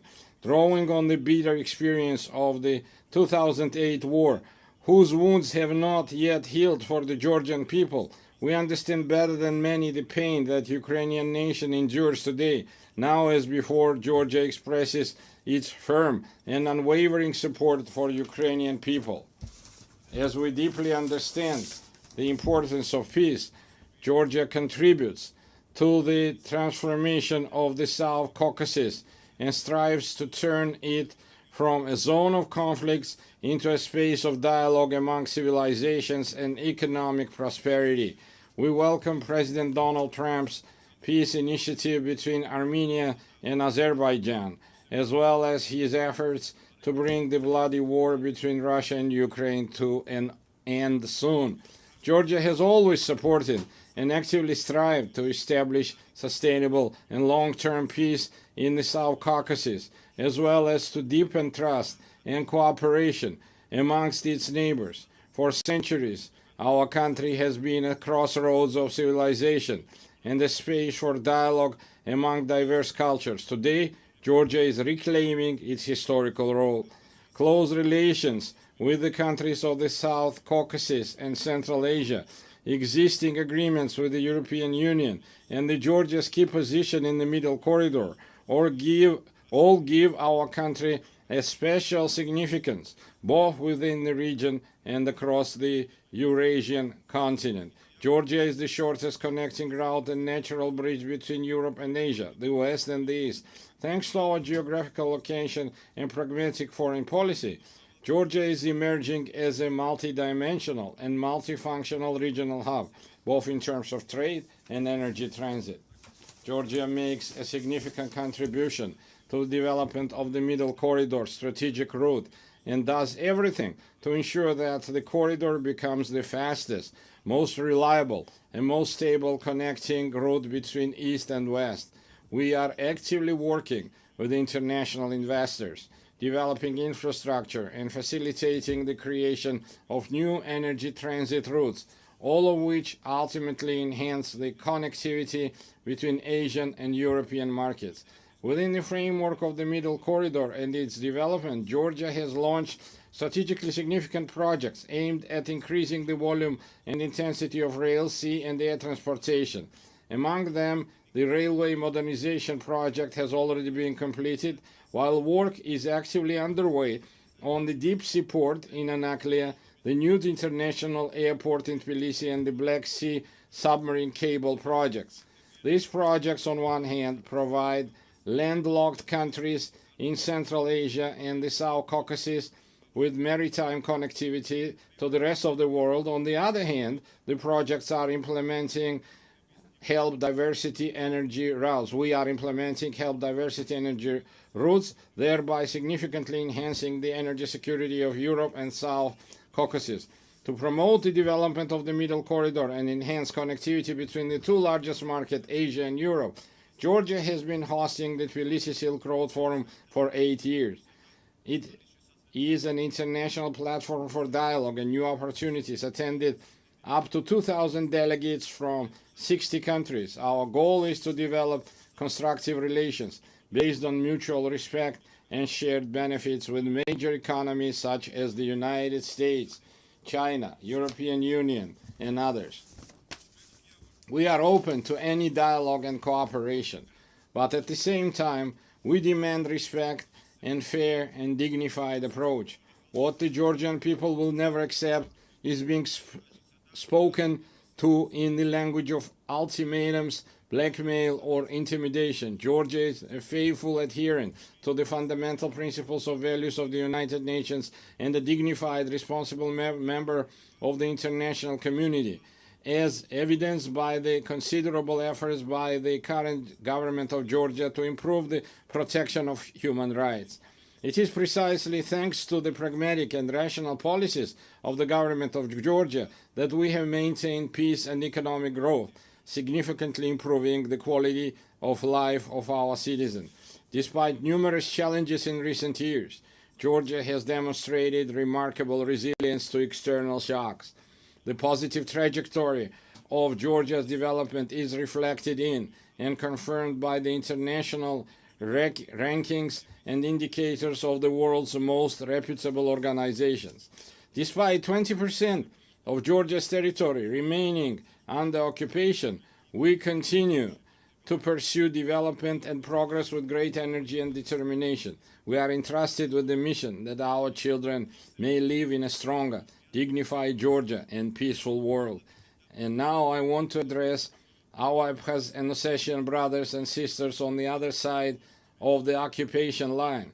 For centuries, we have written Georgia's history together, a history filled with the heroism of our ancestors through our shared struggle for survival of our nation and the love for our motherland. We have never been a large empire imposing its rules on the others.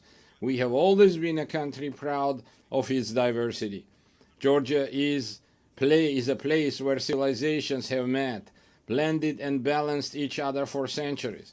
Our culture is the very product of this complex and enduring synthesis. My Abkhaz and Ossetian brothers and sisters, our cultural code has not changed. For us, diversity is not a problem. It remains an essential formula for our existence, which is why we always meet our compatriots from the other side of the occupation line with open hearts and outstretched hands. It's our duty through joint efforts to overcome artificially created obstacles, rebuild broken bridges, and leave past grievances to history as a people of exceptional patience and resilience. I believe that one day we will, together with our children, we will live with our children in a united, happy, and developed Georgia, where nothing will stand in the way of our harmonious coexistence. Herewith, I would like to express my gratitude to the international community for its unwavering support of Georgia's sovereignty and territorial integrity. Georgia, like the entire world, is going through a pivotal moment in modern history. We live in a transitional era where the future of the international order remains uncertain. The United Nations must ensure our planet's transition to a peaceful, stable, and fair, multipolar international order. Georgia is responsible, as a responsible member of the international community, is ready to support the United Nations in becoming the inevitable alternative to war and the principal guarantor of peace. I would like to reiterate that we are prepared and open, taking into account our national interests, to engage in dialogue with all parties on issues of global and regional significance. The current reality requires us to face difficult issues and initiate an open, pragmatic, and result-oriented dialogue. I believe that only in this way we can overcome common global challenges and unlock new opportunities for the benefit of our countries, peoples, and future generations. Thank you very much for your attention. May God bless humanity. On behalf of the Assembly, I wish to thank the President of Georgia. La Asamblea escuchará. The Assembly will now hear an address by His Excellency Luis Alberto Arce Catacora, Constitutional President of the Plurinational State of Bolivia. I request protocol to escort His Excellency and invite him to address the Assembly.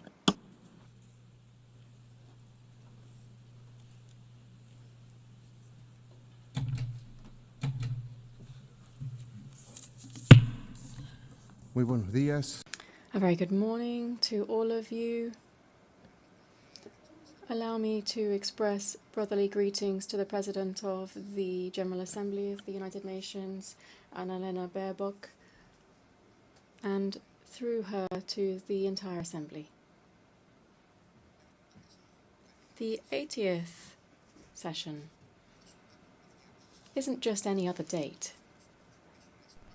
It is a space for a historic time which invites us to stop and to look back, to remember why this organization was born and why it has seen the results that humanity was waiting for after the 2 world wars, in which the fight for wealth and areas of influence left in its wake millions of dead, displaced and wounded. We are living with a wound that we're trying to overlook. Over 8 decades, in the concert of nations, we have seen the development of narratives that, using the skill of the great powers with long-standing experience in the international community, have camouflaged deep wounds and the devastating memories of humanity. They've done so using smart normative texts that pretend to be the duty of the United Nations through audiovisuals and others that are not very effective in facing flagrant problems such as neocolonialism in all of its expressions, territorial occupation, economic, political and cultural interference, racism, discrimination, the arms race and violence which is implicit in all of this, without taking into account other aspects such as hunger, climate change, the food crisis and the increasingly frequent economic crises.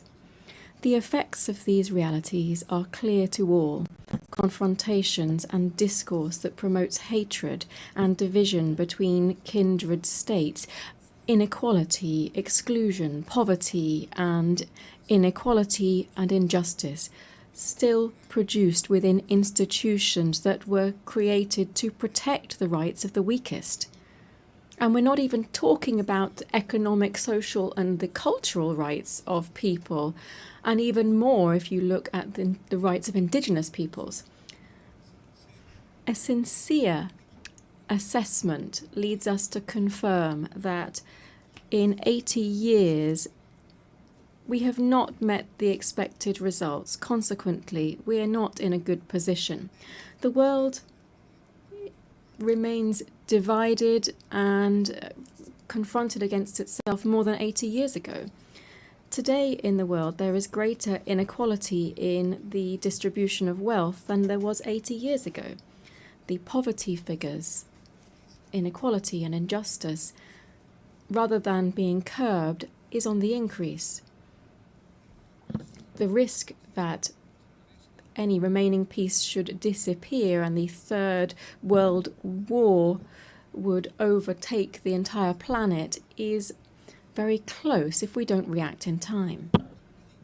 The danger here is that the unstoppable force of capitalism with the misuse of artificial intelligence would increase the climate change, would liquidate the planet and would convert the immense majority of the population into unnecessary beings is also something that we can't completely rule out.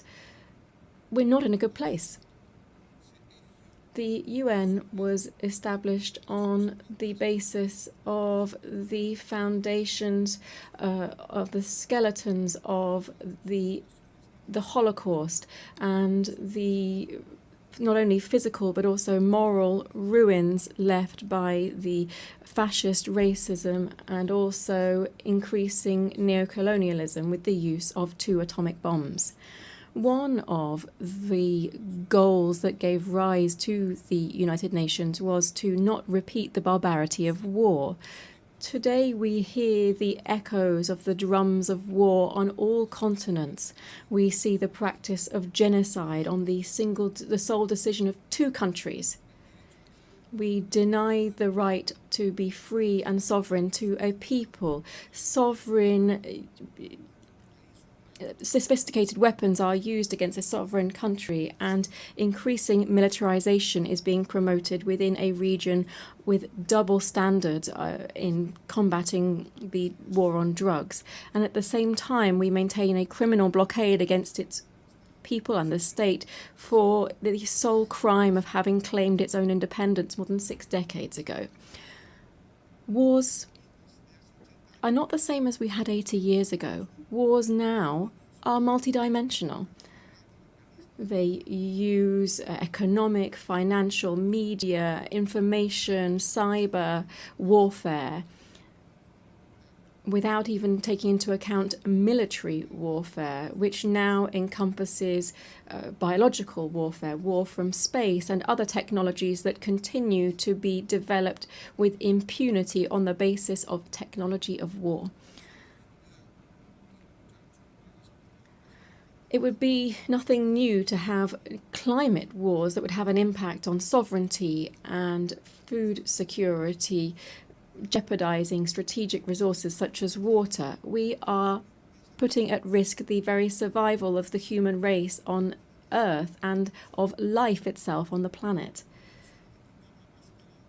Just taking off the mask from all of these tragedies, we can see that the cause of all of this is the wild capitalist system that places the greed of the few over the rights and lives of the majority on the planet. The cause of this is the current capitalist development, which tries to resolve its own crisis and ends up returning to the original forms of accumulation and increasing rates of profit. Capitalism and its imperialist face is once again using the deployment of violence, plundering natural resources from sovereign states, and with bloodletting to lead to the political and economic power and take that away from another. Added to that, we have a third cause of the current wars, which is more immediate. That is the obsessive zeal of the new Trump administration to give the United States back its position as a hegemonic power at the cost of the liberal system, free trade, globalization, and to cause pain and death. Why? For what? To take ownership over natural resources, to take control over commodities for the benefit of an imperialist system, and to subordinate the majority of countries for their insatiable thirst for privilege and wealth, and to try to maintain a unipolar order at any cost. The recent publication of the US Strategic Defense Policy sets out a deployment of its troops around the world to in its areas of influence, Canada, Central and South America, among others. The recent history with our neighbours has made us realise this is nothing else but a new way of implementing Monroeism, which was a doctrine which said that America is for the North Americans, generating conditions for a new era of neocolonialism. Madam President, distinguished heads of state and government, from the indigenous name for Latin America and the Caribbean, we can say that we are a zone of peace, and we did so at the second summit of CELAC in Havana in 2014. The nations in our region are complying with this mandate that we set ourselves, still bearing in mind our political and ideological differences on various topics and with regard to border and territorial occupation-based disputes that remain ongoing. We can say, when we invert the equation of the Pentagon, that it is peace rather than war that guides our international relations. In hearing this declaration statement in 2022 in this same place, I came to appeal to the United Nations for a General Assembly to declare to the world that it would be an entire territory of peace. And 11 years have passed since that historic declaration of CELAC, and 3 years since I made that statement in this assembly. Not only have we not declared the world as a zone of peace, rather we are facing the harsh reality of seeing how death is becoming increasingly normalized in international relations. We also feel the threat of fascism in all of its variants to try to exploit and dominate peoples at the current time. The threat of death has made is covering Latin America and the Caribbean. We are seeing a bellicose potential, which would even go so far as to use missiles, submarines, helicopters, using the pretext that this maritime space is being used against the national security of the United States through the illegal introduction of cocaine through illegal gangs belonging to drug cartels. Beyond violations of international law, this provocative action of imperialism has two intentions. First, to intervene into our kindred Bolivarian Republic of Venezuela that since 1999 has been raising high the flags of the freedom of its people and the sovereignty of its state, and which possesses considerable natural resources, particularly in oil, which the North wishes to appropriate and claim.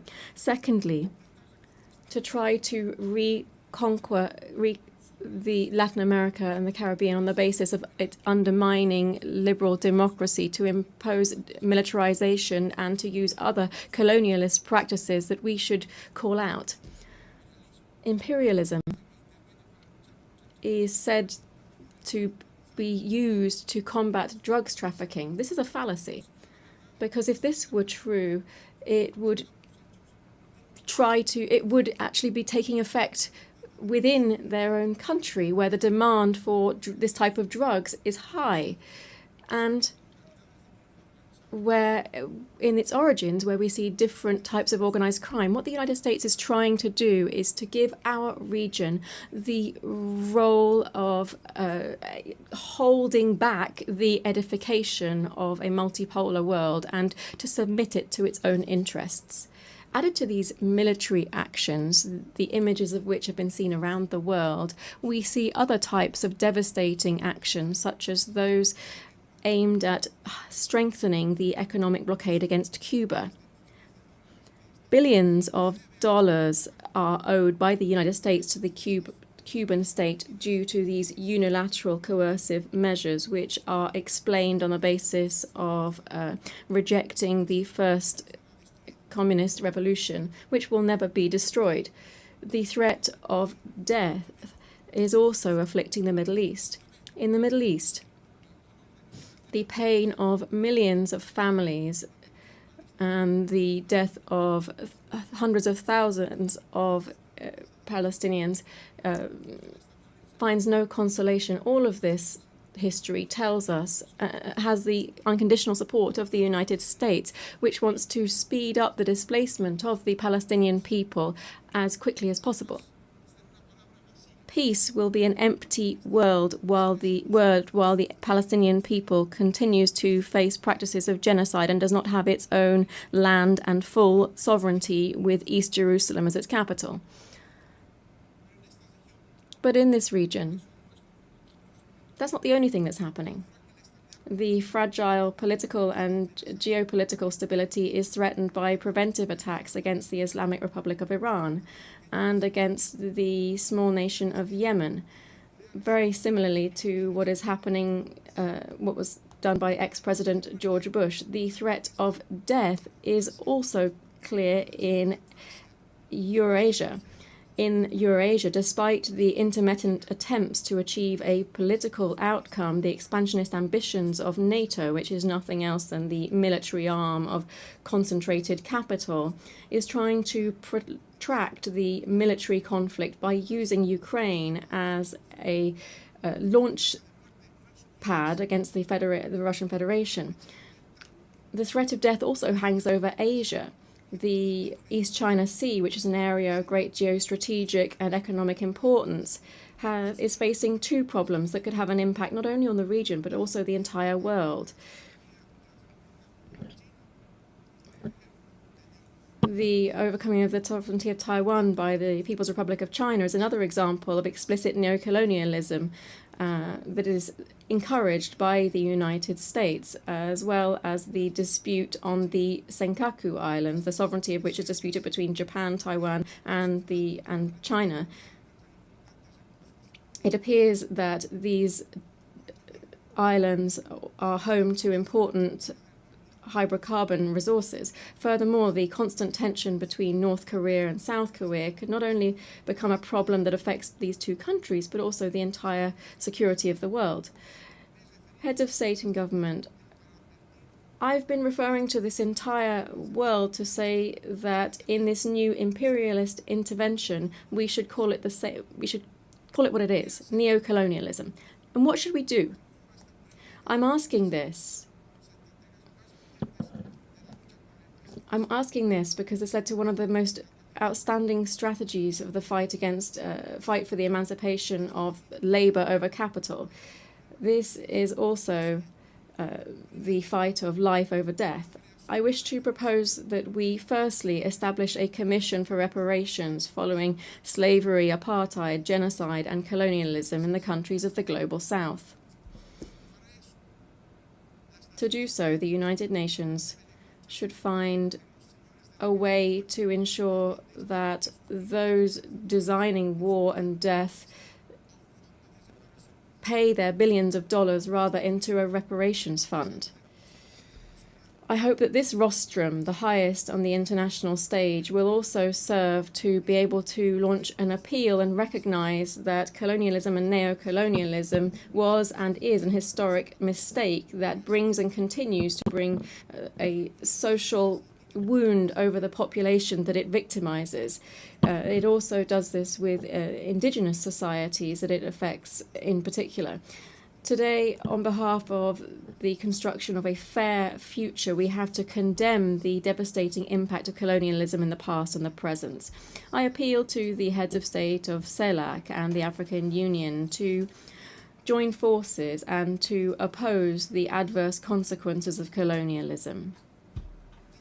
This commission that I've mentioned should set up effective mechanisms to restore historic justice in the following spheres: reparations, land rights, recovery of the environment destroyed through the action of the colonizers and transnational corporations, apologies for the colonial past through the restitution of cultural goods of the indigenous peoples that were taken by the colonizers during the period of expansion and genocide, the prevention of neocolonial practices, programs for the development of indigenous peoples and the preservation of their cultural identity.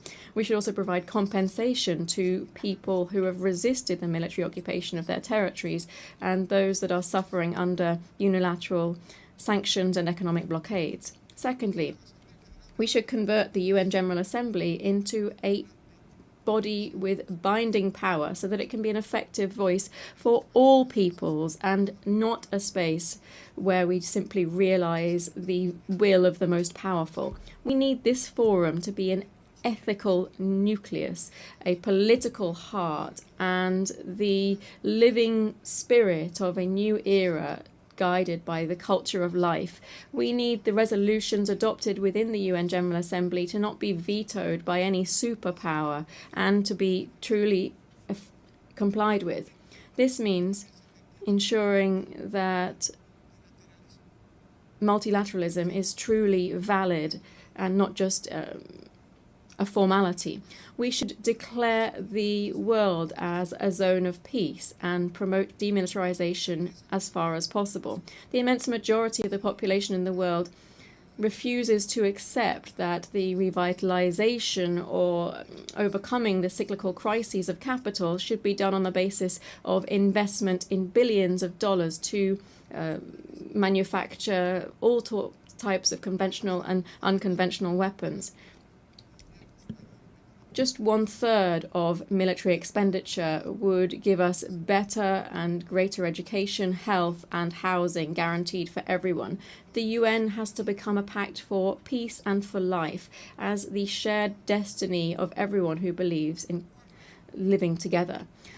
4, we need to undertake a profound reform of the Security Council that would prevent one of 2 countries holding up global stability.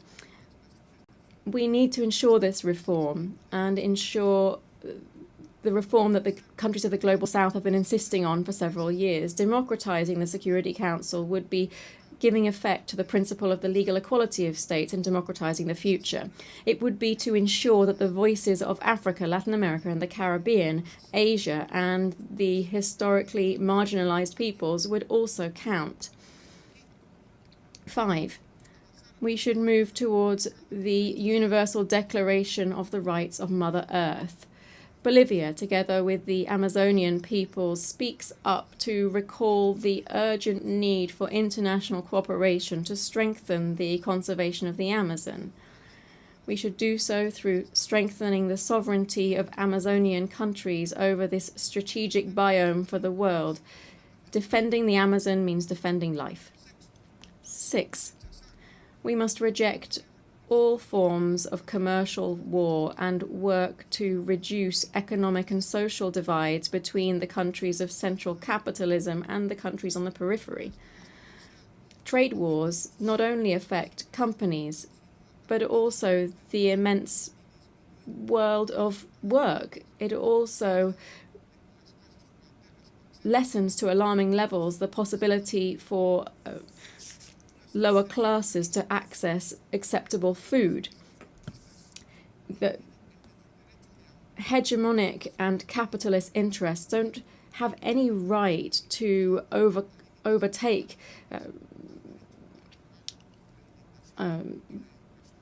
rights of trade and reduce the right to employment, food, and education for the working classes.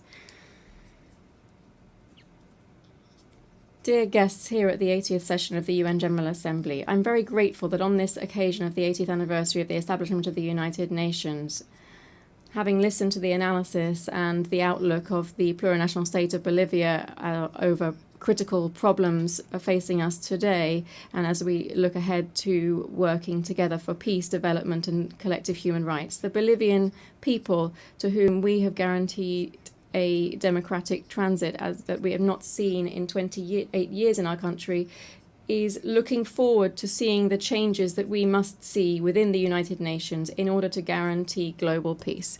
Thank you very much. Gracias. On behalf of the Assembly, I wish to thank the Constitutional President of the plurinational state of Bolivia. The Assembly will hear an address by His Excellency Brice Clotaire Oligui Nguema, President of the Gabonese Republic, Head of State and Head of Government. I request protocol to escort His Excellency and invite him to address the Assembly.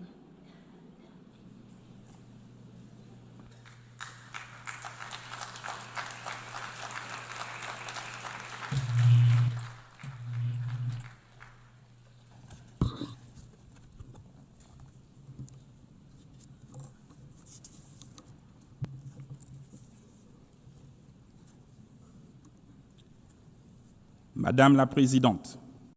Madam President of the General Assembly, distinguished heads of state and government, distinguished Secretary General of the United Nations, distinguished delegates, ladies and gentlemen, at the outset, I would like to most warmly and sincerely congratulate Her Excellency Annalena Baerbock on her election as President of this 80th session of the General Assembly of the United Nations. Madam President, your experience, I am sure, will allow you to effectively carry out the missions of your august post.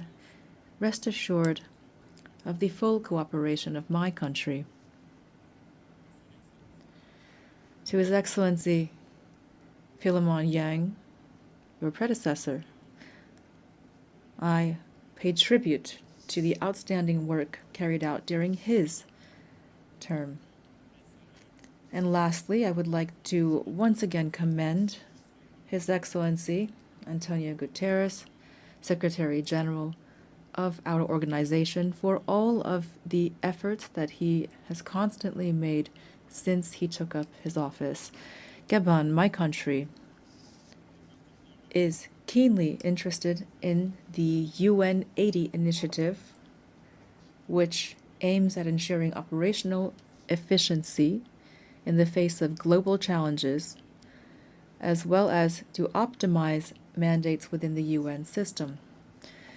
Madam President, 1 year ago, before this prestigious assembly, as the President of the Transition of the Republic of Gabon, I presented the political process begun in my country after the liberation coup which took place on August 30th, 2023.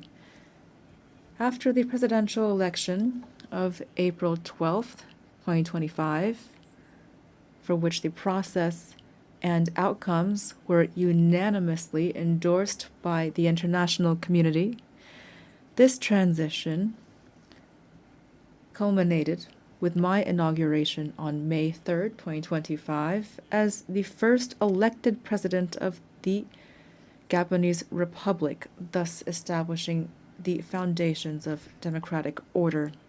As you know, Gabon has undergone a peaceful and exemplary transition that included all of the political parties in our nation. This smooth transition led to an inclusive national dialogue and a constitutional referendum in accordance with the agreed-upon timelines, and it will continue through the holding of legislative, local, and senatorial elections that are free and transparent.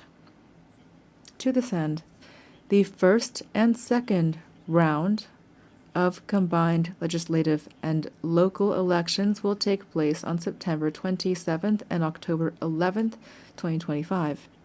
With regard to the election of senators, this will take place on November 8th, and the second round is scheduled for November 29th, 2025, with a view toward a definitive restoration of constitutional order by January 2026.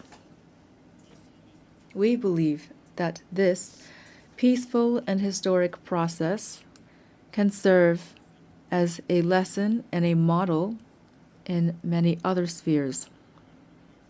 The people of Gabon have drawn this success from its history, its culture of peace, and its shared vision of the future. Here I would like to express, on behalf of the Gabonese people and on my own behalf, our sincere gratitude to the United Nations for its multifaceted assistance.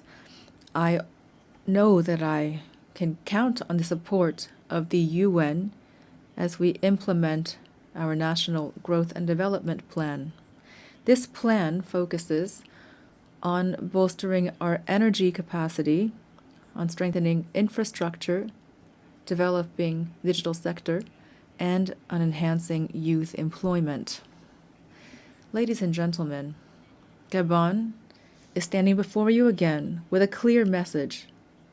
Our country has changed.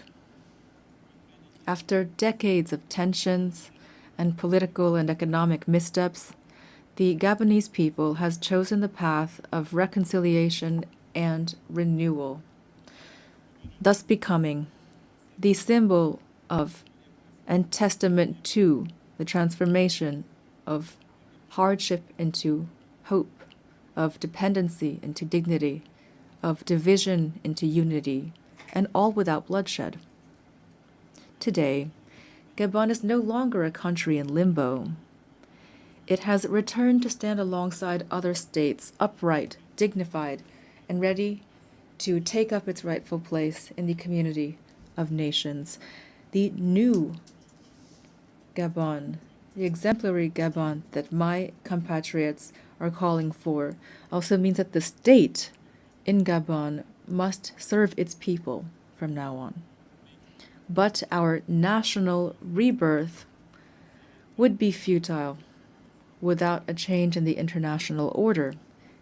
It is no longer acceptable for African nations to remain relegated to the role of providers of raw materials for which others set the price and from which others profit.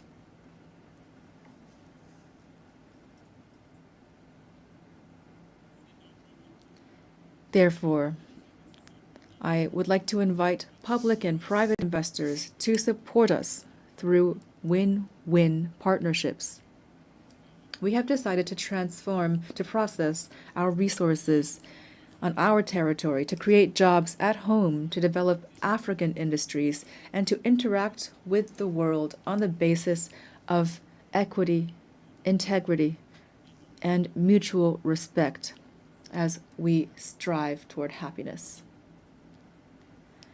In its path toward development, Gabon, a country of peace and opportunity, will continue to welcome all those who commit to upholding our laws, our Republican values, and to contributing positively to our national rise.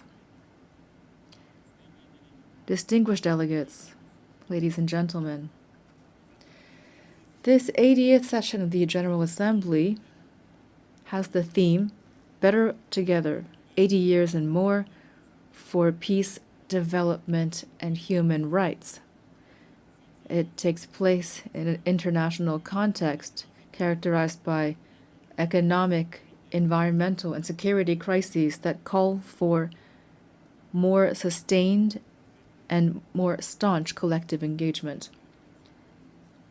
This is an urgent call to tackle these concerns in accordance with the spirit and the values of the UN Charter.